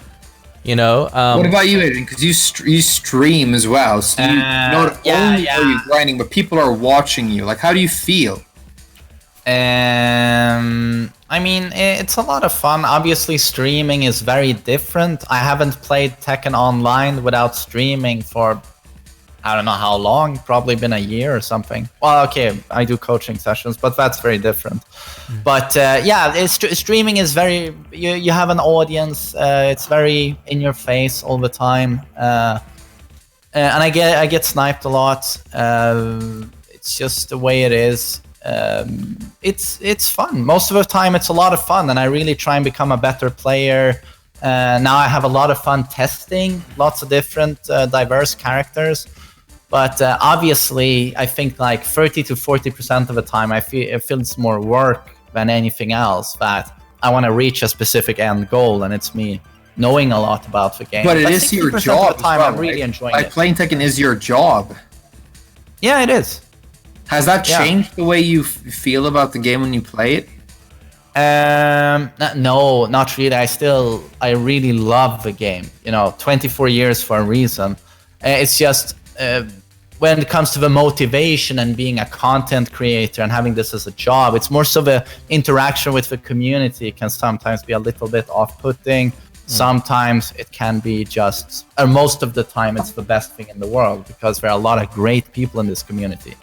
But I think more so it's a community sometimes that can detract me a little bit. But the game itself, I'm just... I'm the biggest Tekken fan in the world. But I still feel like I am not a shill because I criticize this game all the time. So people accusing me of, for example, with the frame data, I can argue on behalf of Bandai Namco and say that, they've given us a lot of stuff so far, and $3 to $4 for frame data, I don't feel that's too bad considering the overall package we've received. Although if it was free, that was great, but I can point to many other issues with this game, like customization, story mode being crap. So I feel like there are more important things maybe to talk about. I don't know. Well, on that issue, we got an interesting question that kind of ties into what you were saying. What is Tekken's biggest flaw as a fighting game? What should they work on? I mean, there's never going to be a Tekken 8. What would you like to see in Tekken 8? I mean, some people are saying an actual tutorial would be nice. I completely agree. Frame data is great, but laying down, like, this is the game plan for a character and just making it easy to digest for a player would be awesome if it's in-game. Like a roadmap, right? Because, I mean, a lot of new players think, Jin is cool. Let's see, I'm going into command list, move list, and oh shit, there's 150 moves. And it seems like they get stronger as I go down. Oh, well, this 10-hit string must be the best move, right? I guess I just have to use this move. And it doesn't give you any other guidance how to improve as a player. Unless you go into the murky depths of online, and then that's another challenge in itself. So I think the game has to present itself. If I was them, and if they are... A lot of people also forget that there almost wasn't a Tekken 7 because Tag 2 was such a commercial failure that Michael Murray and Harada had to personally convince what I think is probably the board of directors or whoever was the boss in between there to even get a budget and a go-ahead with Tekken 7. And in Murray's own words, it wasn't easy. So maybe that's why Tekken 7 was a little bare bones. If I was them with Tekken 8, I would probably... just looking at all of these fighting games I see as more casual, like Injustice and Mortal Kombat, I would try and get a really strong and focused and cutscene-driven story mode that actually has some form of substance to it. Like get a professional writer maybe to do it. And that, I think, really helped.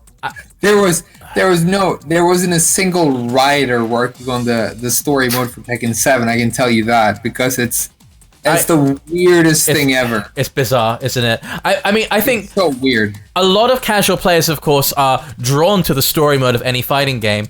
And the main issue with fighting games is how do we turn these players into competitive players so they watch streams and, from a purely business perspective, right? So they go to tournaments and all that. And I just think, well...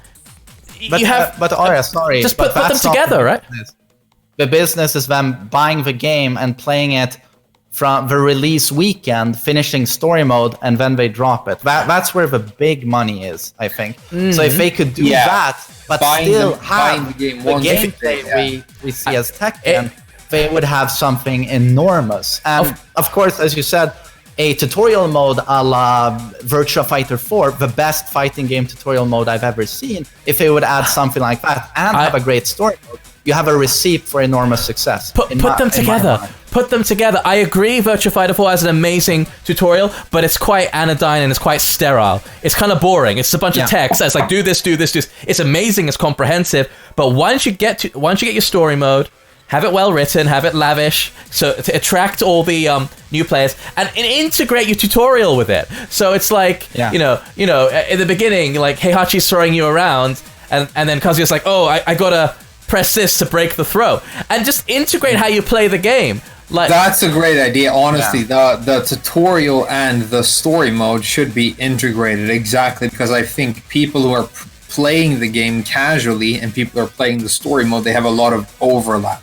Yeah, that's honestly a great point, because what they did is kind of the opposite. Because what they did is this thing where, okay, you're playing the story mode, we're going to give you the option of doing the Electric Ring God Fist with a single button press. We're going to give you these, patronizing simple options. Yeah. Which is like, if you want to go from playing the story mode to serious competitive Tekken, now you have not only have you not been helped by the story mode, now you're sitting on top of misconceptions about how the game actually works. Yeah, absolutely. I think a lot of fighting games have made the right steps to having a good tutorial mode, but none of them have really nailed it yet. In that, Guilty Gear Xrd got pretty close. I don't know if you guys played that, but it's amazing. It's very good. I mean, the fact that it gives you specific situations you can practice, that's incredible. Every fighting game should do that. I mean, I think lots of different fighting games have different elements in different places, like this new replay function in Tekken in the upcoming patch is going to be incredible, and I think that should be industry standard, but they're not all in the same game, right? Yeah. And I think the main thing they have to focus is that a tutorial mode has to be entertaining and it has to be invisible, right? Like a lot of people a lot of tutorial modes in fighting games are kind of this bland, sterile, sure, effective, but they're not going to get any new players in. Just a bunch of text boxes, do this, do that, jump through this hoop. I mean, that's kind of one of the things I tried to do with TBS is that make it pop, make it fun, make it exciting, right? There's no reason education has to be boring.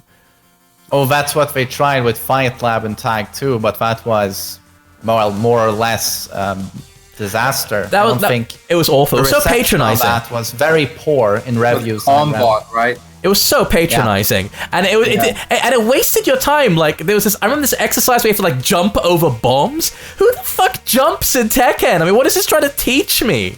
Well, but they really I don't know if you've heard about this character called Akuma, but there are characters that jump.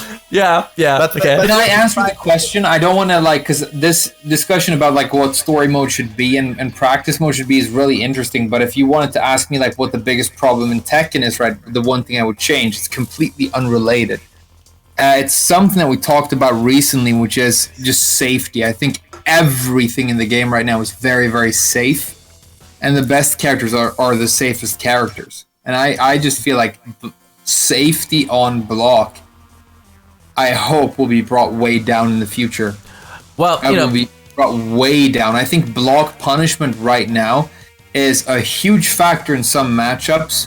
Some characters against some characters, it can be this huge factor. But if you're playing a top tier character, in some cases, there's no reason for you to ever really expose yourself to the risk of block punishment. And I think if you really had to think about every choice you made in the sense that I can either be ducked or if I get blocked, I can be punished, you would have to worry more about the choices that you made. But I feel like the fact that some characters can make, they can perform safe mids that are very low risk but potentially very high reward is a little bit of a problem. Yeah, I mean, some characters can do that and some characters can't is what creates a lot of this. Because everybody knows we have a lot of top tier characters in Tekken 7, but we also have a lot of shit characters. Well, I mean, I just think the game is so complicated that I think not even the best players fully understand it. And I think the Akuma situation demonstrated that quite clearly. Kuma winning 2018 Tekken World Tour demonstrated that. No one saw that coming. And I kind of like the fact that some characters are very safe-ish poking, like Kazumi, and some characters like Yoshi are the complete opposite. I think that's what makes Tekken to me. It's interesting. But I also feel like we don't fully understand, and I think the meta could change at any point again. The thing is, actually, it's very hard to balance high-risk characters. Like, look at Anna, right? She's they tend to either be too strong or too weak. And look at Anna, she's too weak, right? But explosive characters like that, it's very hard to balance. And I think that's why a lot of the characters have these, they have these safe move sets, basically. I agree. Right. Probably Tekken would be a bit more exciting if there was, but I think there's a healthy diversity in play styles. You have some characters which are quite focused on 50-50s, and others which focus on pokes and chipping away at you. I mean, I think the problem comes with characters who have very strong counter hit moves, right? And as you were saying, yes, counter hit moves is like one of the issues I have in general, because I think counter hit moves, it only gives a counter, so it gets to be safe on block, which means that it's only a huge factor when it is a huge factor, but it's a non-factor when it isn't. But like you said, with like high risk characters, I think if there's a lot more focus on 50-50s and making the right call, if you always have to make the right call, then the person who's going to win the match is the person who guesses right most of the time. But I don't think the person who's able to gamble very conservatively with his resources, which is the life bar. And so like I kind of feel like everybody should be forced to expose themselves to more risk, because that means that the person who's able to do that but knows what the opponent's going to do next is going to win. And so I think that floats the better players to the top. I do agree to an extent. The roster in a more natural way. Sure, I do agree to an extent, but I also like having a diversity of playstyles. I like characters that are focused on the neutral, and I think the way they try to balance those counter-hit heavy characters is that a lot of them have weaker comeback potential, or weaker lows, or less explosiveness, or less damage. Usually, like look at Steve for example. He doesn't have like a hell sweep, right? And he is the quintessential counter-hit character, and I'm a Steve player, and I can recognize that by his very design. This is why he's always been at least top 10 in any fighting game, because counter-hit characters are innately strong, low risk, high reward, right? It's very hard to nerf them by their very archetype, right? But I like that variety. I like that some characters really want to get in there and just gamble. But I also like that some other characters want to, counter it, want to fish it out in the neutral. I can see what you're saying though, and probably character archetypes should definitely be a thing. I love the fact that there is diversity. I guess I think the problem is that when you have diversity, you have archetypes. If one archetype tends to be the best, tends to be stronger than the other archetypes, then you end up in this environment where you have 10 or 15 top tier characters, 15 or 20 bottom tier characters, and then this sauce in the middle. But I mean, balancing a roster as big as the roster of Tekken 7, like 50 characters, it's probably basically impossible. But I would like for it to be more of a democracy of ideas. Sure. I get what you're saying. I mean, let's look at who do you think are the top 5 characters? Me? Yeah. I'm not in a position to say Arya. That's a very leading. Controversial. You're asking me to expose myself to a lot of criticism. Okay, I'll expose myself. Okay, so I'm gonna say I think when you say top 5, you have to kind of separate it into tournament and long sets, because it's quite different, right? For example, I think Brian is an incredible long set character, and he's an okay tournament character. But what lets him down in tournament is that his execution is hard, And yeah, that's the main thing. Like, keeping it up with Brian is hard in a tournament. You know, having that level of consistency is incredibly hard, especially when the lights are shining down on you. And he doesn't have like a huge explosive kind of low to steal rounds with, you know? Right. Hatchet kick. I mean, yeah, hatchet kick, right, but it's not like, you know, it doesn't put you in the same position as like a hell sweep would, for example, or it's not like a tackle from Marduk or like a throw that can take 80 damage, 90 damage, right? I mean, Brian still has to win in the neutral to win matches. He's a neutral focused character. Do you have a top 5 main man? Do you have a top 5 rough idea? I don't have a top 5, but I think Akuma is number 1. It could be Dragonov as well as the consistency, no need for meter. But I think it's probably Akuma number 1, then Dragonov. And then I'm a bit unsure, but I know that Law is still extremely good. I agree. Shaheen is really good as well. I agree. Paul is very strong, but I don't think I'd put him in a top 5, just because of how his design works. But it's much harder in season 3 than it was in season 2, I think, to determine. Do you have a bottom? Let's say a bottom 3. Do you have a bottom 3? Both of you? Gigas, Anna, someone. Eddie, maybe, I don't know. Hard, but Eliza is shit. Gigas, Anna, Eliza. Shit, guys. And honestly, watch my videos, but she's shit. Lee, if you take into consideration the amount of work you have to put in, I think he's pound for pound probably the worst character. Lee. Yeah. Even in season 3. Yeah, he's. I think he's lower mid. I think he's lower mid. I mean, yeah, he takes a lot of execution. He's probably not top 3 worst character. But Bottom 3, yeah. I just, when I look at what you need to play the character, and then I look at the output, to me it's just a slap in the face, and probably the least viable, just in terms of how much do I have to put in, what do I get out. He doesn't work, in my opinion. I think they have to fix him. Yeah, I liked him in season 2, and I really disliked what they did to Acid Rain, for example, in season 3, because that was such a cool thing about him that you could sidestep and get cool. a 10 frame punish, and it was hard to do. People in the world can do reliably. Right, it's 50 damage, and then you remove it. Why? It wasn't overpowered. It gave a character that identity, is quite odd, a really cool edge. Yeah. If you're -10 versus me, I'll kill you. That was cool. Yeah, and I thought that was such a cool thing about that character, and it really frustrates. I think that's the single worst decision in season 3 is what they did to Lee's Acid Rain. But I think next week you're gonna see that it's fixed. I'm just gonna take a 1-minute pee break. Go for it, guys. Go ahead. We've been out here for a while. I mean, just to. Do you think? Because Michael Murray said that there's going to be a balance patch next week. Do you think it's a response to the Akuma outcry, and there's just going to be Akuma nerfs, or do you think it's something else?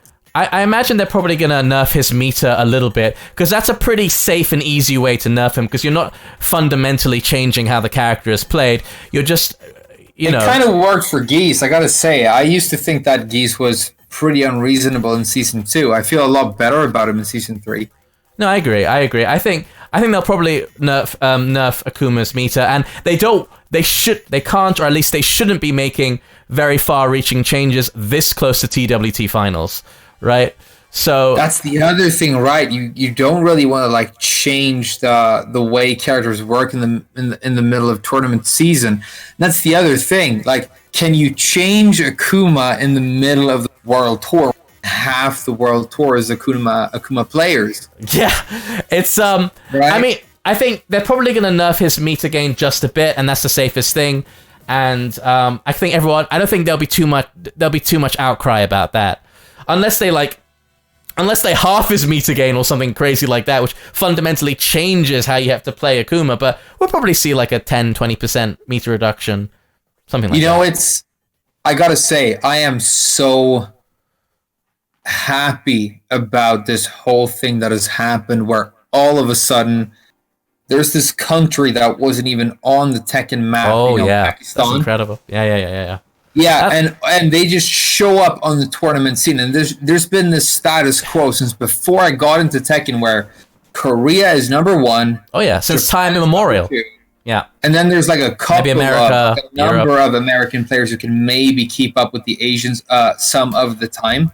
Yeah. And then these Pakistani guys show up and they just fuck everybody. It's amazing. And it's beautiful. It's like, incredible. I love it in a way I can't describe. I wish they played more diverse characters and it wasn't all about this sort of Akuma invasion that is happening. But I think it's so healthy for the global community to realize that there's nothing inherently genetic about South Korea and Japan that makes people better at fighting games. Anybody out there, anywhere in the world, can be the best Tekken player in the world. It's just a question of what you're going to commit to, how hard you're going to work. And I love that the fact that Pakistan is just this phenomenon all of a sudden. And I hope next year it's a bunch of Raven players from Venezuela, and then the next year it's a bunch of Bardock players from Tanzania, and it just keeps on going where like people show up on the scene. But that's status quo where Korea was always the best. I love the fact that that's being challenged. It's so healthy. I agree, and I actually think it shows you why is a country strong, right? How does a country get strong at a game? And it's look. What did Korea lose in the past couple of years? Well, they lost their offline culture. They lost Green Arcade, right? In Japan, arcades closing left, right, and center. And how you get good at a game is you meet up with friends and you play with them a lot. Then once you play your set, you sit down and you talk with them because your best teacher is always the guy who beat you, right?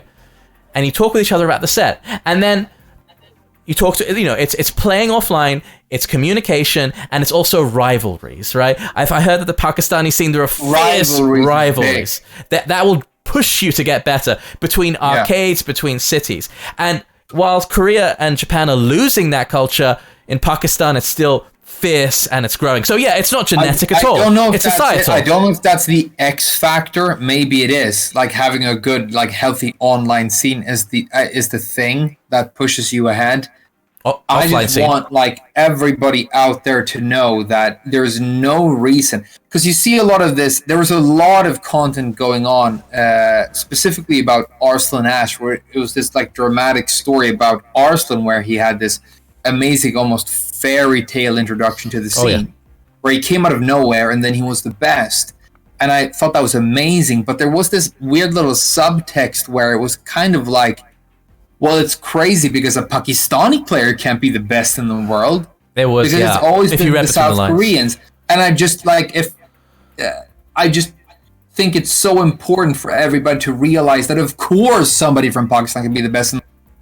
And whatever country you live in viewing this, you can be the best in the world. There's nothing special about South Korea. I think the thing that was special about South Korea, if I had to guess, is it's the culture globally that has taken professional video gaming the most seriously for the longest. For sure. So if you want to work as a professional video game player, you can you can date supermodels and drive a Lamborghini if you're really good at StarCraft in South Korea. Yeah. But if you're from fucking Gothenburg, Sweden, if you're very good at StarCraft, all it means is that you can't make a living and you don't have a girlfriend. You know what I mean? Yeah, for sure. No, seriously though. So I think with Tekken 7, the fact that it has this global impact, I just hope that everybody just becomes inspired by this and tries to become as good as possible, because you can win Evo. If you're watching, you can win Evo. I agree. It's the current rise of Pakistan is probably one of the most exciting things to happen to the Tekken scene in years, perhaps ever, right? And it is that so cool. It's so cool. And it is that incredible message that you don't have to be Korean, you don't have to be Japanese. Anyone out there can do it, right? And it makes you wonder, what other local scenes have we not discovered? I've heard South America, they might be Peru, out there. Right? I've heard Peru is incredible. They might be out there. Not heard. I've seen it. We might not know. Yeah, right? It makes you wonder what else. I mean, it shows you how global Tekken is and how much there's a real sense of mystery to it, right? It just came out of nowhere. It's really exciting. I mean, who are some of the best Peruvian players? Because they had a really strong showing. I don't know about Peru. I know that when I was getting in, Tag 2, my favorite player to watch, I think he was from Venezuela. I'm sorry if I'm getting that wrong, but El Negro, who played Kunimitsu Raven. El Negro Piripicho, I think. Yeah. That rings a But bell. yeah, amazing player. Yeah, and these like obscure, like weird characters and amazing things, that he achieved. So Yeah. Jinpachi, maybe Raven, and- Sweden. Maybe the next. Unlikely. I'm curious, Unlikely, but- what is the scene like in Sweden? Because you went to a local tournament There's no recently, scene. main man. There's no scene. They're like a couple. There's actually a big scene in Sweden. I mean, only in Stockholm, I think we have like 40 active players. No, it's probably even more than that. But a pretty active Facebook community. And the tournament I went to, we had 86 players, and I met some of the the old foxes, the old guard, people in my age who've been active for a million years, and they're all super nice guys, and there's a great camaraderie and atmosphere, and it's got a very vibrant and really nice community. Yeah. But yeah, Very it's probably online not based, Tokyo, Japan, but it's really nice, I think. I just got a question. Do you think there should be sorry to just completely change the topic, but I'm getting a question from the chat. Do you think there should be a block system where you can avoid pluggers and or a report system? I really like you say. Well, I think that's a given, right? I mean, I think pluggers or disconnectors online should be more harshly penalized than they are now. Yes. Right?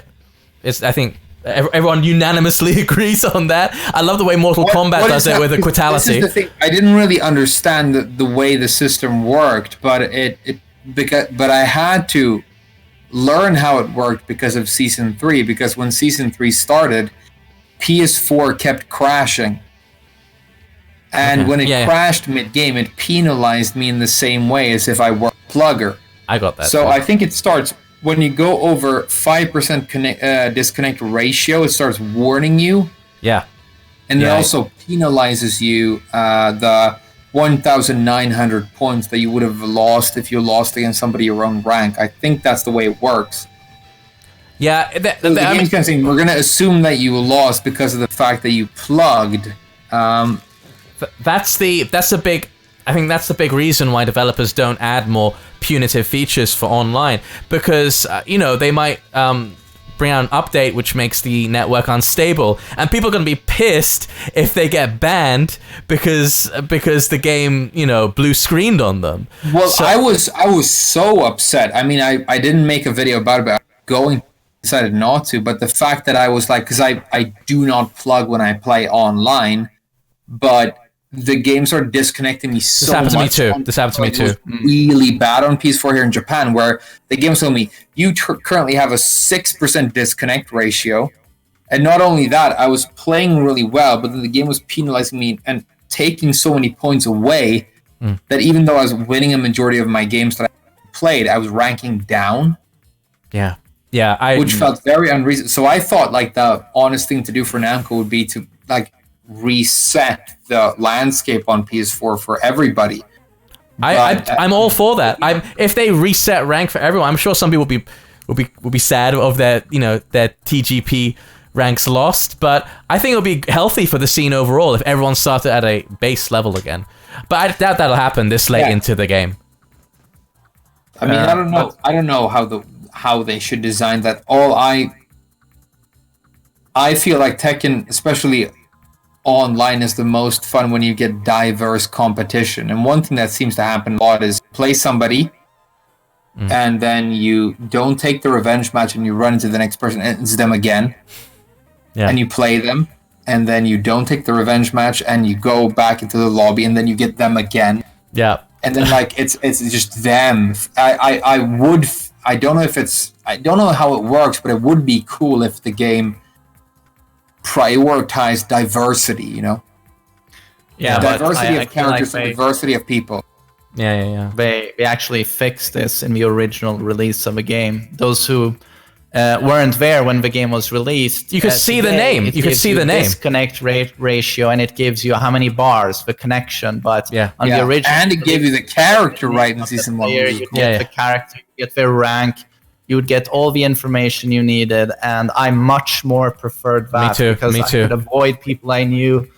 I mean, I get sniped, of course, but lag switchers, people who plug, you'd always remember the name. Yeah.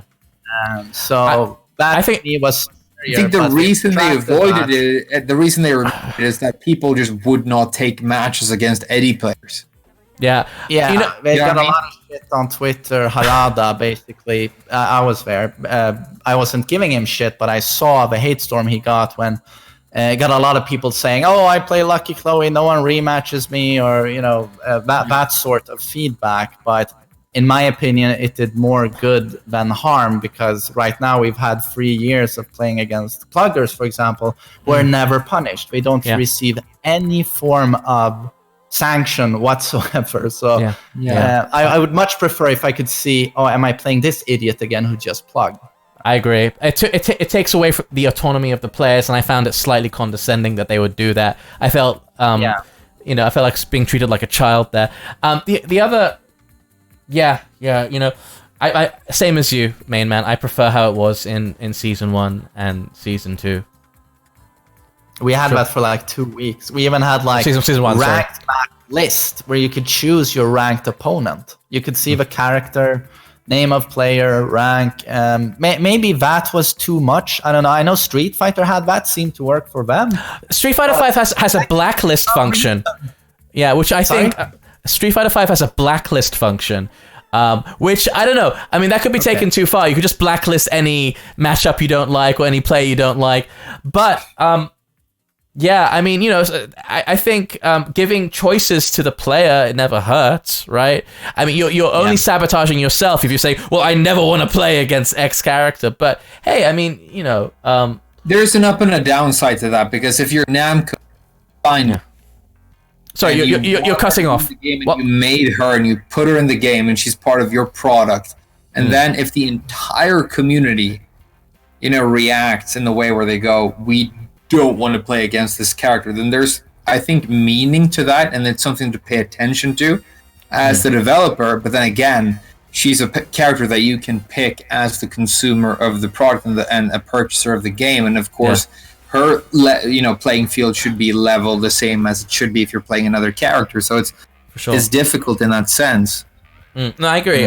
That's a good point. I mean, people are saying that there should be a blacklist limit, like 25 max or 50. But I mean, actually, when I play on Steam, people know immediately who I am, because I use my British Steam account, even though I'm playing in Japan, and it shows that my language is English and everyone else is Japanese, so right? You. And hey, can I ask you this? This is another toxic fucking question. But if both of you, if you could ban one character and you don't have to play against this one character anymore, this new feature, it's part of season 3. You get to ban one opponent character. Who would you ban?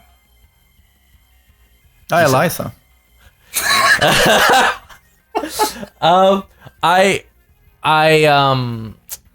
Yeah, Eliza. Both of you? I don't know. The thing with Eliza is that I feel... Way to throw me under the fucking bus, guys. We're supposed to be podcasting together here. What the fuck? Sorry, boom. I mean, the thing is with Eliza is I think she's quite a cool character in some ways. Nobody plays her. It's like me and 2 other guys. You want to ban all 3. Yeah, this thing, you never see her anyway. I personally, one guy in Europe, one guy in America, me in Asia. I'm keeping it alive here. I personally really dislike playing against Asuka. Maybe I find her so hard to punish properly, so hard to punish, shit. And it's slow. I always have to play so slow and careful against her, and I can't. It's so hard to punish her back 3. I don't know why sidestep 2 is not punishable anymore. She's so safe. Yeah. She's so strong. She's so hard to get a grip on. Safe, yeah, she's. Man, I gotta ask you. Do you remember there's an old Swedish children's film, Pippi Longstocking on the 7th Sea? Yeah, I know Pippi Longstockings. You know it? Yeah. There's a scene where she's trying to trick an evil pirate named Oscar. And there's a famous scene, and that's all I think about when I play against Oscar, because she's screaming in a deep male voice. She goes, Oscar! Everybody should look up that clip. It should be a meme because that's all I think about.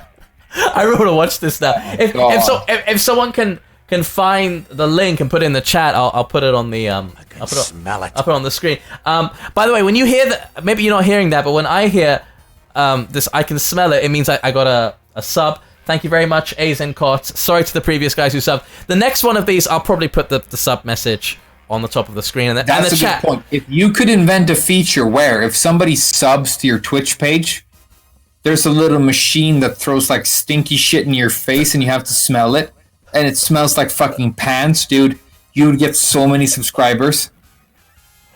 That's because Twitch is fucking prostitution and torture, dude. If you could make a thing where it fucking physically slaps you in the face every time somebody subscribes, you'd be the most famous streamer in the world, dude. I don't know if it gives you a swirly. This is actually quite genius. Yes, I think you should patent this and become a millionaire. It just gives you a little like green stinky gas, dude, like in Casper, the friendly ghost. Yeah. Let's do it. Yeah. Patent that shit. Do it. I think it'll be really big. Green stinky gas. I'm super down. I would ban if I honestly, this might sound weird, but if I got to ban there's one character online right now that I have like a 0% win ratio against that I cannot beat. Yeah. Go ahead. Sorry, I found the clip, and I just want to show it. Play it. I'm not sure. I don't think you guys can see it. Maybe I'll drop it in the chat. The sound is the thing. We need to hear the sound. Hold on, let me drop it in the chat for you guys. Guys, it's gonna go a little bit funky whilst I put this in the chat for those guys. Hold on. 1 second. 1, 2. Okay, here we go. Drop it in the chat. And I'm gonna also drop this here so everyone can see it. And I'm just gonna remove the overlay for 1 second. You found it. All right, and I'm gonna pause the music. All right, and it has the time code and everything, dude. This is so dope. Here we go.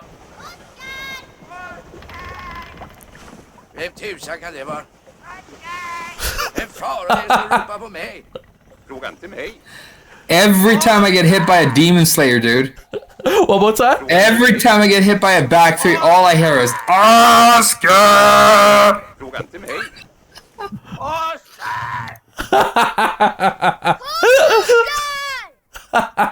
Dude, this is it, dude. This is my fucking life. That's amazing. Come on, hämta Captain Oscar. Thank you very much for that. That was fantastic. We're just sharing our culture, you know. That was fantastic. Thank you very much. Hold on. Now we're back. We're back. The one character I cannot beat under any circumstances who just rapes my ass like every time is Negan. Oh, I you know, he's still very linear though. So I'd use a lot of. Yeah, he's very linear, but like, Adrian, you play Negan right now, right? Do you think he's good? He's better, a lot better than he used to be. He's a lot better than he used to be. Do you think he's good because of season 3, or do you think he was good in season 2, but people like didn't know he was good? And I was terrible in season 2. Okay, he was so a work in progress, I think. Matter. I think he was an unfinished character, and they were forced to release him due to a deadline. And I think in season 3, it's what Negan was probably supposed to be from start. But yeah, he works much better now. Just one. You agree that he needed a low from intimidation stance, because that was my hope. Came out. Yeah, and his backlash from intimidation, that's super fast. Yeah. Scary. He's really good now, and I think he's a really good tournament character. Due to the mix-up. Tournament as well. Yeah. Strong movement. Strong mix-ups, strong pressure. Okay, at the wall with the back his punishment is super strong. A lot of people don't know how strong it is. He got the new 12-frame Punisher from Crouch, didn't he? 1-2 plus 7, 32 damage into intimidation. It's super fucking good. He's fun to play. I'm thinking of picking him up. That is fun to play. You murder people with a bat. Oh yeah, absolutely. So satisfying, right? The crunch when he does the back 2-2 on your face. It's so that was satisfying. Like when I tried him for the first time, I didn't know if he was going to be good or not, but I was like, wow, this is fun. And it inspired character choice as well, because, right? I mean, you wouldn't. Does anybody let's ask the chat? Does anybody actually watch The Walking Dead? I didn't, but I think he's a cool character. I mean, who? Let's see a show of hands. Jeffrey Dean Morgan is really. No. I do. No. Yeah. That's funny. I asked the chat, 16 people said no, and then one guy's like, I do. Nope. I watched the first 3 episodes. Not anymore.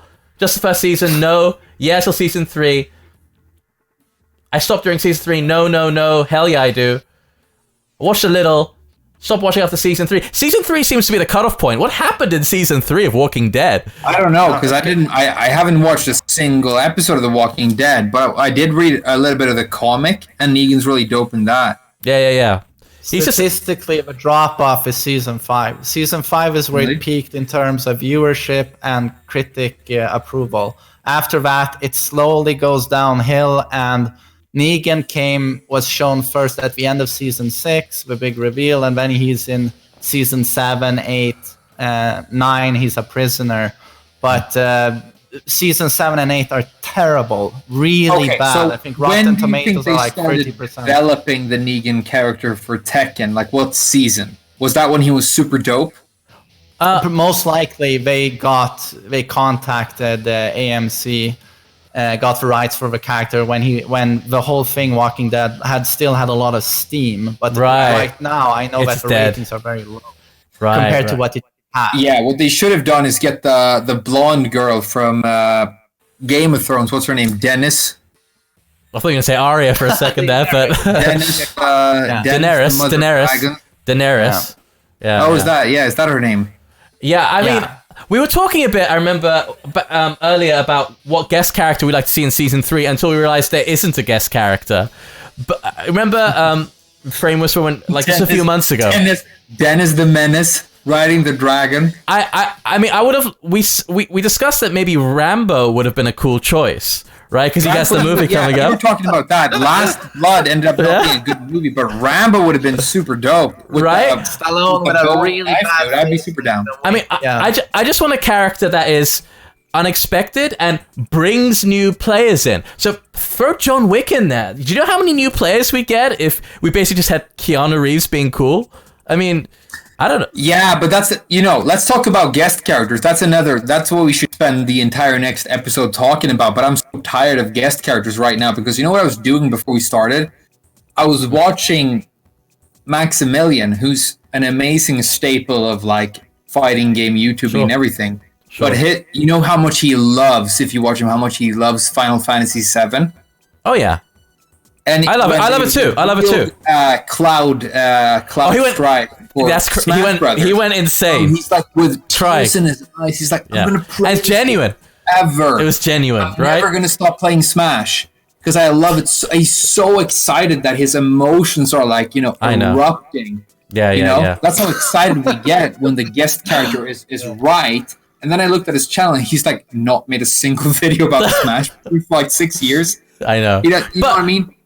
But that initial... people get very excited and they spend a lot of money over this 2 weeks, but then the character is in the game for 4 years and everybody has to play against it. So I'm fucking design a character that's fun to play and play against, not gets a hype trailer and then everybody but then it's over. But look, it's inevitable that you'll get a lot of new players and a lot of them will drop off, but some of them will stay. Right, and that will increase the community inevitably. I just want to ask the chat: who would you like to see as a guest character if there was a season 4 in a Tekken 8 in a future Tekken game? Let us know. Tomb Raider, Lara Croft, Tifa, Kiryu, Gilbert Rambo, Gottfried, Kiryu, Lara Croft, FrameWhisperer, Rocky Balboa, Whisker. Akira from Virtua Fighter. I'd love a Virtua Fighter character. I'd like Kage. I want to see a traditional ninja, actually. Snake, Riku, Baki Hanma, Prince of Persia, Kiryu, the main man, Simon Phoenix from Demolition Man. That's a good movie, dude. That's one of my favorite movies. Kasumi from Dead or Alive, Mr. X, Madoka Magica, Dean from Supernatural, Wang Jinrei, Kujo Jotaro. Adrian, it looks like a lot of people want you in this game. If Namco called you tomorrow and said, do you want to come in for mocap because we want to mocap you for Tekken 8, would you do it? I'd love to do the voiceover for Lars to give him a proper Swedish voice. Honestly, Brilliant answer. Voice of You know, Lars. this is the thing. How much cooler would Elisa be if she spoke Russian? Right? I don't even understand why she speaks Japanese. I mean, the whole concept of this character. I'm gonna let you know though. Elisa would be cooler if she spoke Russian. Lars would not be cool at all if he spoke. Really? No, Swedish it would be is a language. I love Swedish. Much cooler. You think so? Yeah, definitely. I'd love to see him speak Swedish. Do you think so? another Because like accent. Swedish to me, I think it's a beautiful language. Like poetry in Swedish is beautiful, But why do you say that, Frame? Like cool one-liners, it doesn't really translate. Oh, well. but whatever, just for the variety, But just that's for him to because be. you're Swedish. Yeah, I would love to see him speak Swedish. And I mean, for example, with Elisa, I think Elisa is such a conceptually interesting character. It's like you have this doctor who created a robot out of the image of his dead daughter. And that's quite romantic. It ties into all this kind of sci-fi AI fiction, which I'm a big sucker for. It's honestly kind of dark. I It's wonder if dark. He, like, fucked her while he was making her, if he was fucking her a lot. It's dark in the sense that her tits jiggle. Why would you do that if you're creating It's dark in the sense that her fucking head comes off and she does whatever you tell her to, and the mouth still moves. Yes, there's a lot of there are a lot of questionable choices with how he designed this robot in the image of his dead daughter. But look, she's really He did that. he did. I mean, He did that. How did the daughter die? He fucked her too hard. Oh, he fucked her. guys, Uh, guys. I'm sorry. But speaking of, People are posting Via faces. We're doing the thing now where people supposed to talk about. What I want to say is that character has a really romantic concept to her, and I wish they pushed that. I wish they pushed her duality a bit further. Even in her game plan, she's very, very safe and moving around, using with punishing. Then when she gets the chainsaws out, it's all pressure, It would right? be Mix up. interesting if she was all like, kind of like Tira in Soul Calibur, where she has the knife. Yes, exactly. She's all thing, and it's like when she goes into destructive stance, she's all kind of like eyes glow red, right? Like she's all That like would be cool, demure. yeah. She's all demure and like dancing around like a ballerina. And then when she goes to chainsaw mode, her eyes glow red and she goes batshit crazy. They really should have played that up. So many cool ideas about that character, but the execution is just generic, kind of boring. Do you like Elisa, main man? Objectively, pretty interesting character, but she's nice blend between fundamental and party. But I distaste too much playing against her, especially those chainsaws. I find to be incredibly cheap. They're very strong now. It's since season 2. Her design. They were She bad for a long represents the time, and then worst they became parts of really good all of a sudden. the Yeah, tech and design team to me. Yeah. yeah. All right. Point. Yeah. I mean, I think she's a cool character, but I just think the execution was a bit botched, to be honest, in terms of her character. Actually, I like the way she plays, to be honest. I like the duality. I like the fact that... Yeah. Anyway. I gotta say, like, my favorite Tekken player to watch in the world by far is Chanel, and the reason I love Chanel more than His any movement is incredible.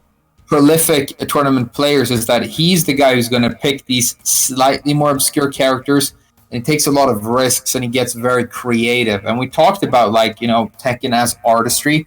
I think he's the person who like really approaches it with a sense of personality.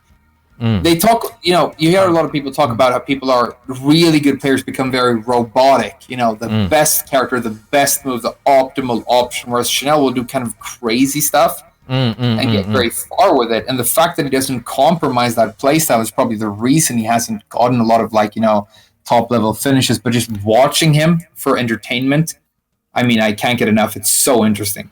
Yeah. I would put him high in that list, but I think iMusician would take top 1 for me. That's he's incredible. lately especially, You're a fucking joy to watch and being creative with a very flawed character. I think iMusician is you can't have more fun watching Tekken, to be honest. Dude, if there's a 2-hour set between Chanel playing Elisa and iMusician playing Yoshimitsu, just online randomly on somebody's channel, turn off the sound, pretend it's a tournament, turn on your favorite music, and just watch what's happening on the screen. And it's like some of the most like crazy and enjoyable Tekken you'll ever watch. For I sure. can imagine that. Yeah, I mean, high-level Yoshimitsu's are just, it's a real art to behold, you know? I mean, that character is, yeah, you have to use every tool in his rather expansive set, right? So, to be successful with him at that level, right? I mean, we made a 2.5 hour guide for Yoshimitsu, and I consider that a primer to the character, you know? Yeah. He's a bottomless ocean in the strategies you can devise with him. Adrian, that, like, you're either the hero or you live long enough to see yourself become the villain. But it's basically like you're either a fucking amazing or you're like the stupidest asshole in the history of the world when you play Yoshi. Oh yeah. I kind of like that also with him and King and Xiaoyu and that type of character. And well, especially with those, how all of us mostly we spend our days and our years labbing the cast, you know, our opponents, potential opponents, but what Yoshi players do is they basically lab Yoshi, you know, all day, finding flowchart setups, all types of ways. That was so cool. What you just said sounded so cool. Like at least 50 people in the chat just started labbing Yoshi, just created Yoshi mains. That's like a soundbite. Normal Tekken players lab the entire roster. Yoshi players lab Yoshi. Yeah, but it's an interesting fact, and that's what they do, you know. Or Majin, the amount of time he spends finding setups for King, because King also has a large repertoire of very, very rule-breaking moves that can be used in a multitude of ways that just blow your mind when you really dive into it. Yeah, the Flash alone is using that move to its fullest potential. I think it's in some sense the hardest move to use properly in Tekken, because there are 4 different variations of Flash. Whatever, yeah. I mean, because you have on paper almost the best move. Yeah, I mean it's a 6-frame launcher, but I mean there are 4 really okay. That's not bad, but it's just the range. But you know, if you know when to use it. It can really shut down so many strings. But there are 4 variations of it. It's the sword stance. There are a couple of moves that I can block punish, dude. Elisa's running the one where she spins in the air. He will punch that on block with a flash. Miguel's bolt charge for 2+3, he will punish that on block. So it's like when you match up against that character, you have to like, all right, these really good moves in my move list don't exist anymore. Exactly. I cannot use them. Exactly. And it changes. Go on. It's rare that we have matchups in Tekken because it's kind of balanced. But in Tekken, for the most part, you don't have to like, oh, this character cannot win against this character. But there are a couple of those. I mean, that's one thing I'd like to see in Tekken, and this is probably a discussion we should have for next time. But what we'd like to see. The progression for the next Tekken game, what we'd like to see. And just my overall idea of it is that I'd like to see more differentiation in the characters. I'd like to see characters with more pronounced strengths and more pronounced weaknesses, which is kind of why I like what they did to Geese, because now he has a very pronounced strength, right? I like it when you can clearly see this character is good at this thing and they're not good at this thing. I feel like too many characters are too rounded right now. And maybe, I'd like to see characters like Elisa. I hope she stays.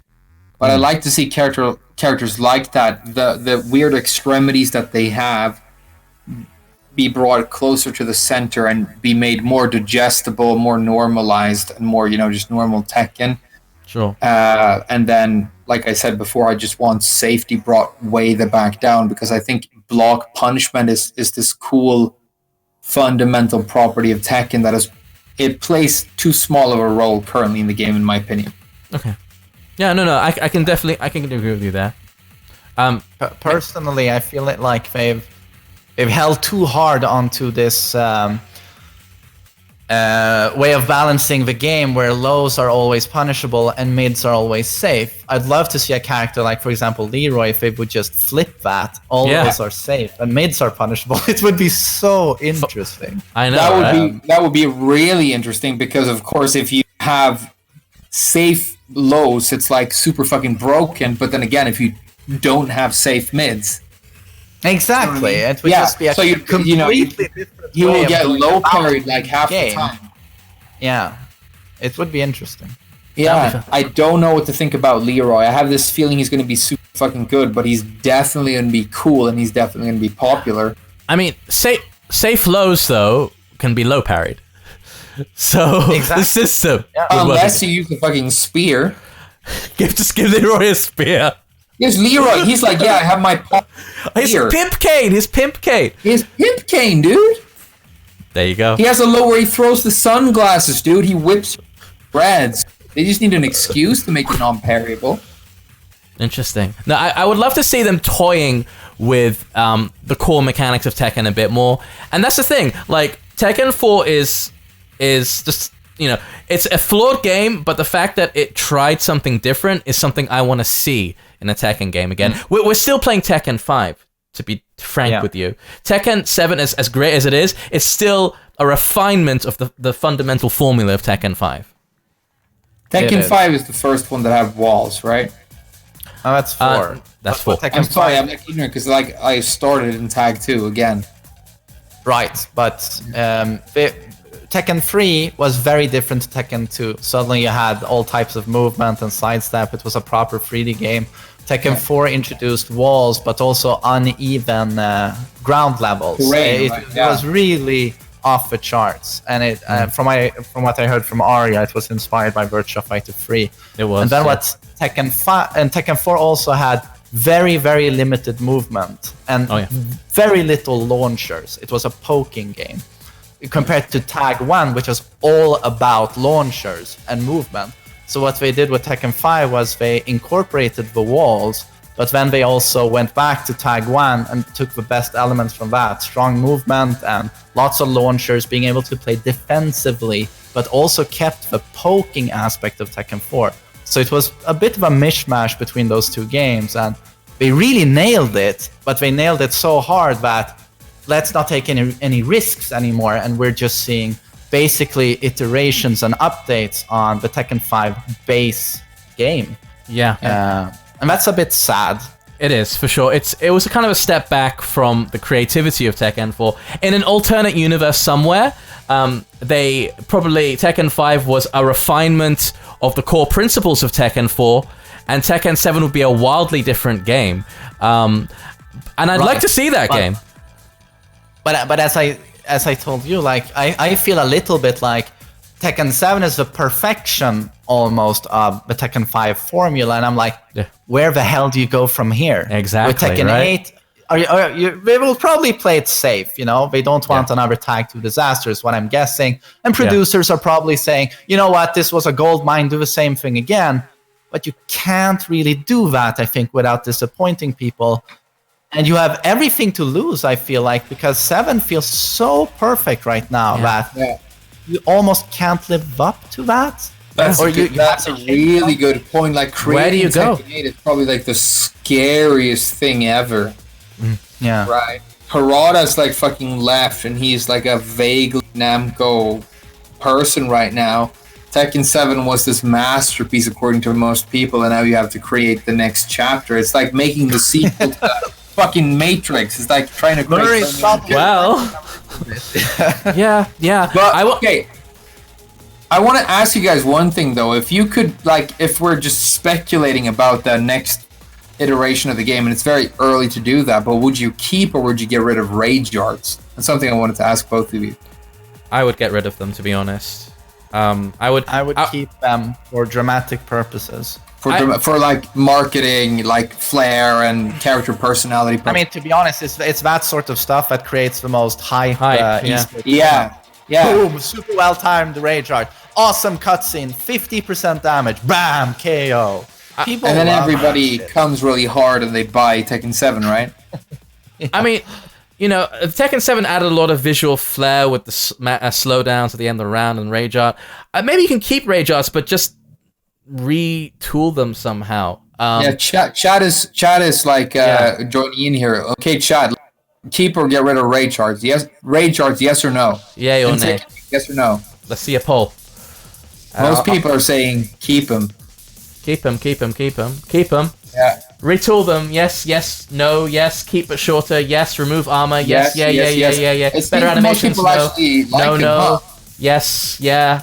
Keep them. Because it's weird, because we're so used to them Keep 'em, now, but right? fine-tune them. Supers and Tekken, that was a Yes. deal, Oh, right? yeah. I wish there was more like extra utility to them. Like, for example, Paul can cancel his into a launch. Yeah. Rage Drive. More of that Rage Drive.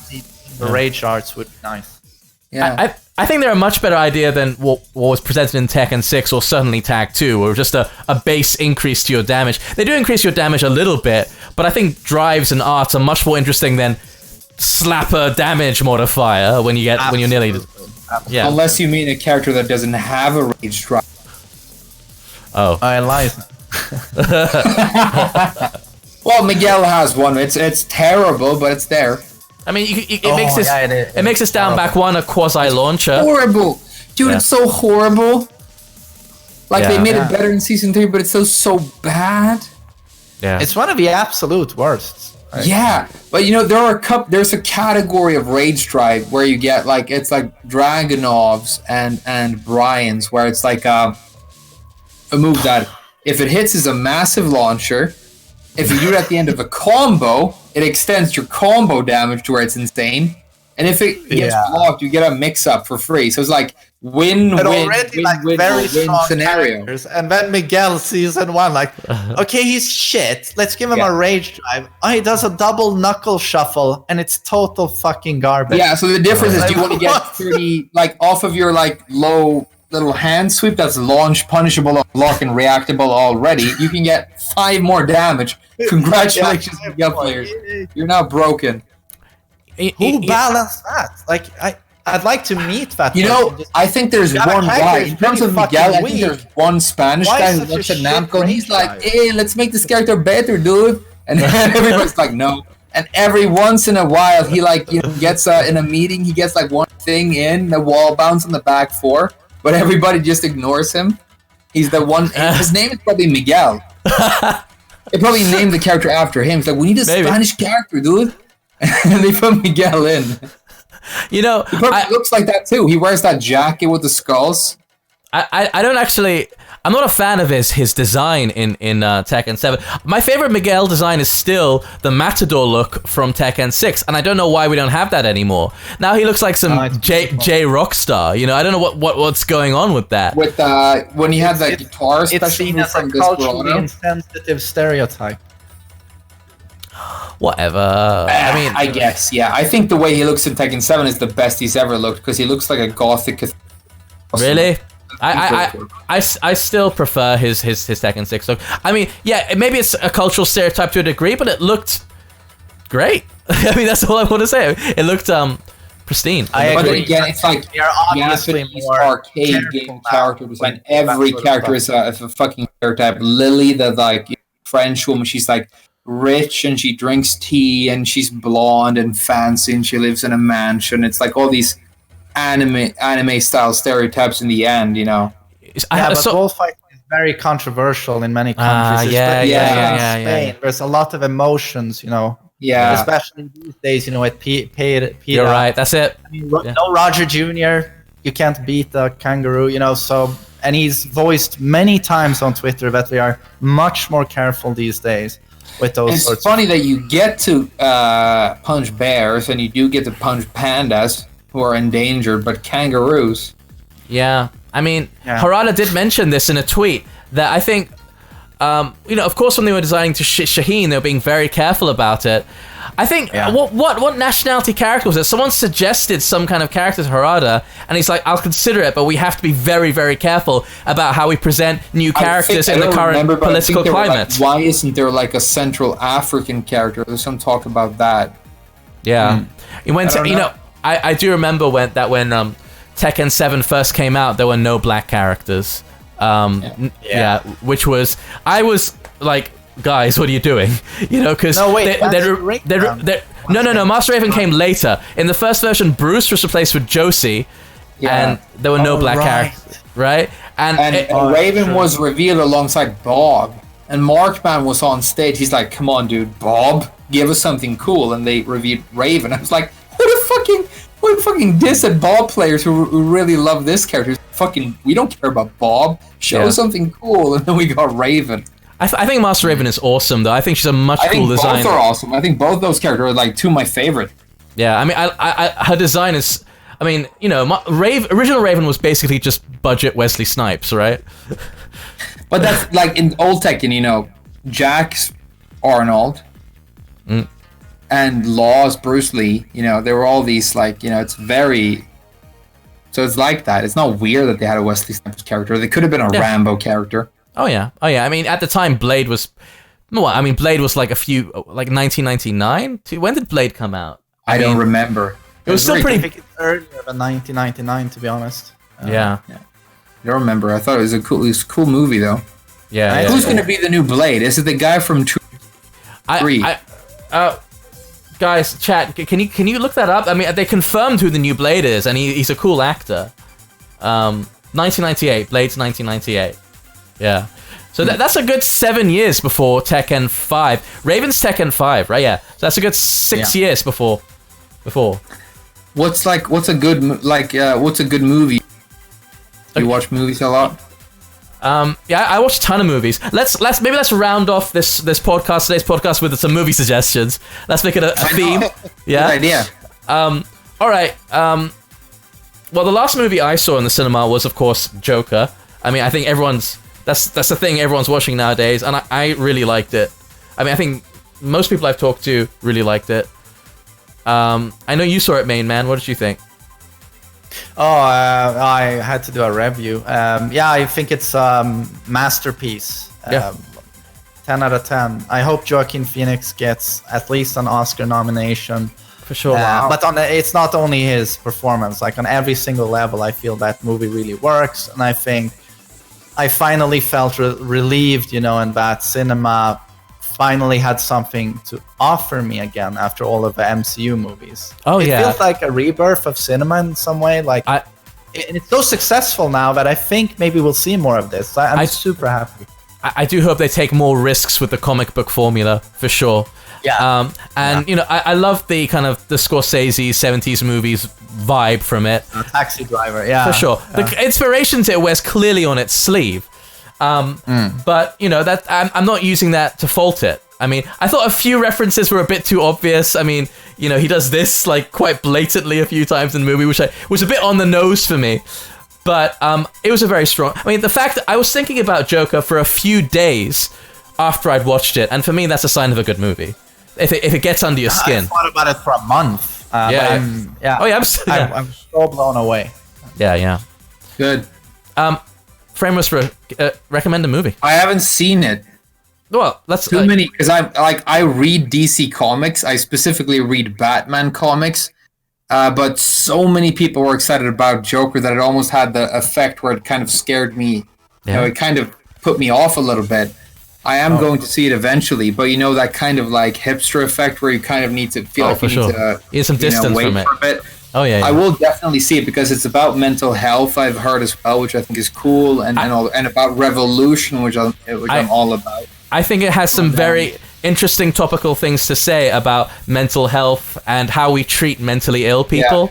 And it's, you know, I think the cinematography during the movie, you notice that it brightens up throughout the movie, and it especially brightens up. There's a point where he kind of stops taking medication and it brightens up. And I thought that was a huge commentary on the effect of medication and what it does. Yeah. You know, I don't want to go into spoiler territory, but the fact that it told a story through its cinematography is, quite remarkable. You know, I thought it was an excellent movie. Actual cinematography, the actual look of them changes as the sort of mental perception. Yes. These are the main characters. That's very interesting. And one thing you notice is that you don't know how much of the movie is in his head and how much of it is real. And you notice that in a lot of the scenes, the color of his clothes is the same as that of the surroundings, as the walls. Right. And you know, I read some reviews which said it had like no substance, it was all vanity or whatever. And I just think, what? You know, there was a lot to chew on that movie for me. And some of the reviews, I felt they were just trying to be contrarian about it. You know, there's a lot to chew on. Something gets that popular and that much attention, you're always going to get those people. I don't know. I haven't seen it. My favorite DC movie to date, you know, like I said, I read the comics. Is Shazam. I thought Shazam was great. I love that film. Sorry. I think we got a donation, and the donation lady was speaking totally over you during that point. Oh, sorry. No worries. Thank you for the donation. And sorry, Shazam. Keep giving money to Arya. He deserves. Cheers. Thank you. Sorry, who donated? But thank you very much. I really appreciate it. Sorry, Shazam. I haven't actually seen it. Shazam is really good, and if you're into the character of the Joker, and you're like, unless you hate reading comics, I just want to give a recommendation of there's an old comic called A Serious House on Serious Earth. It's a Batman comic which the Joker features prominently in. Has probably some of the best art in any Batman comic I've ever read. So if you're into comics at all, definitely look that up. What's the name? What's the name again? It's called A Serious House on Serious Earth. I haven't actually heard. I'm a pretty big comic fan, but I haven't heard that. It's about Batman goes to Arkham Asylum, and the inmates, mainly Joker, have taken the whole building over, and they create a game of like hide and seek with Batman, where he has to go and hide in the asylum. This is called. I've read this, but it was just called Arkham Asylum, and the. It's sometimes called Arkham: A Serious House on Serious Earth, or. It has like multiple. It has very like an expressionist kind of art style to it, right? Yeah, it has weird style. It's like the scariest the Joker has ever looked. No, definitely. Yeah. I've read this. It's just called Arkham Asylum. I think it might be different. I think sometimes it is, but if you search for it under the title, the original title, "The Serious House on Serious Earth," it'll show up. And if you get the opportunity, definitely read it, because I think I've read it. My favorite story that features the character. It is excellent. I mean, my three favorite Batman comics are that. Killing Joke, of course, Dark Knight Returns. That's, you know, I mean, the rest of the other Frank Miller Batman comics are kind of, but Dark Knight Returns is a classic, of course. Classic. Yeah, you can't beat it. I found better than Batman v Superman. That's for sure. Stop saying much, but yeah, for sure. Death of the Family in the chat. Death of the Family is very good too. Oh, well, Death in the Family is interesting because Tom King, though, like if you're like, we shouldn't get into and everything. Reading Batman right now, Tom King is doing great stuff. I haven't starting with the I Am Gotham storyline. It's the comics are in a very good place right now. So if you want to get into Batman comics, I recommend now's a really good place to start. Yeah. I haven't read like new comic books in a while, so I'll definitely check that out for sure. Do it for sure. Yeah. Anyway, guys, we've been at it for like nearly 3 hours now, so that's insane. Thank you. So the time kind of flew by. Before we end this, since we have like nearly 200 viewers, guys, can you give us some feedback on this? For this, I think we kind of went all over the place, and just like the concept behind this is that we're just all over the place. Yeah. But yeah, would you like more confused in the next one? Go to more all over the place. Would you like the next one to be more focused on particular talking points? Or do you like this three friends just chatting about Tekken and occasionally movies and Batman and whatever, you know? I mean, what do you like to see?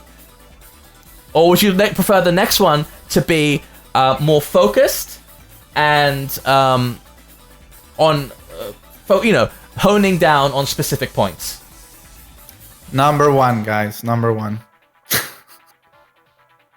Focus. Keep it focused, but some random topics. Ramble away, just chatting is cool, talking points. Friendly. Yeah, I think for the next one, let's try and make a cutoff point at maybe 2 hours. Because I think this is maybe a bit too long and a bit too rambly. Have a few talking points, and then we can trail off a little bit on each one. But I really enjoyed this, because I mean, you guys are my mates, and this was just like hanging out. I really did as well, and I hope the audience did. Thank you so much for watching, everyone. Yeah, a pleasure. Definitely. I imagine all the people who are sitting in the lobby waiting for the game and have this on in the background. That's happening. I think it's really cool. That's really cool. I hope it is. For sure. All right, guys. Thanks so much for tuning in. I've been Arya. Thanks so much, everyone. Yeah. Catch you next time. See you Peace next out. time, everybody. Take care. See ya. Good night.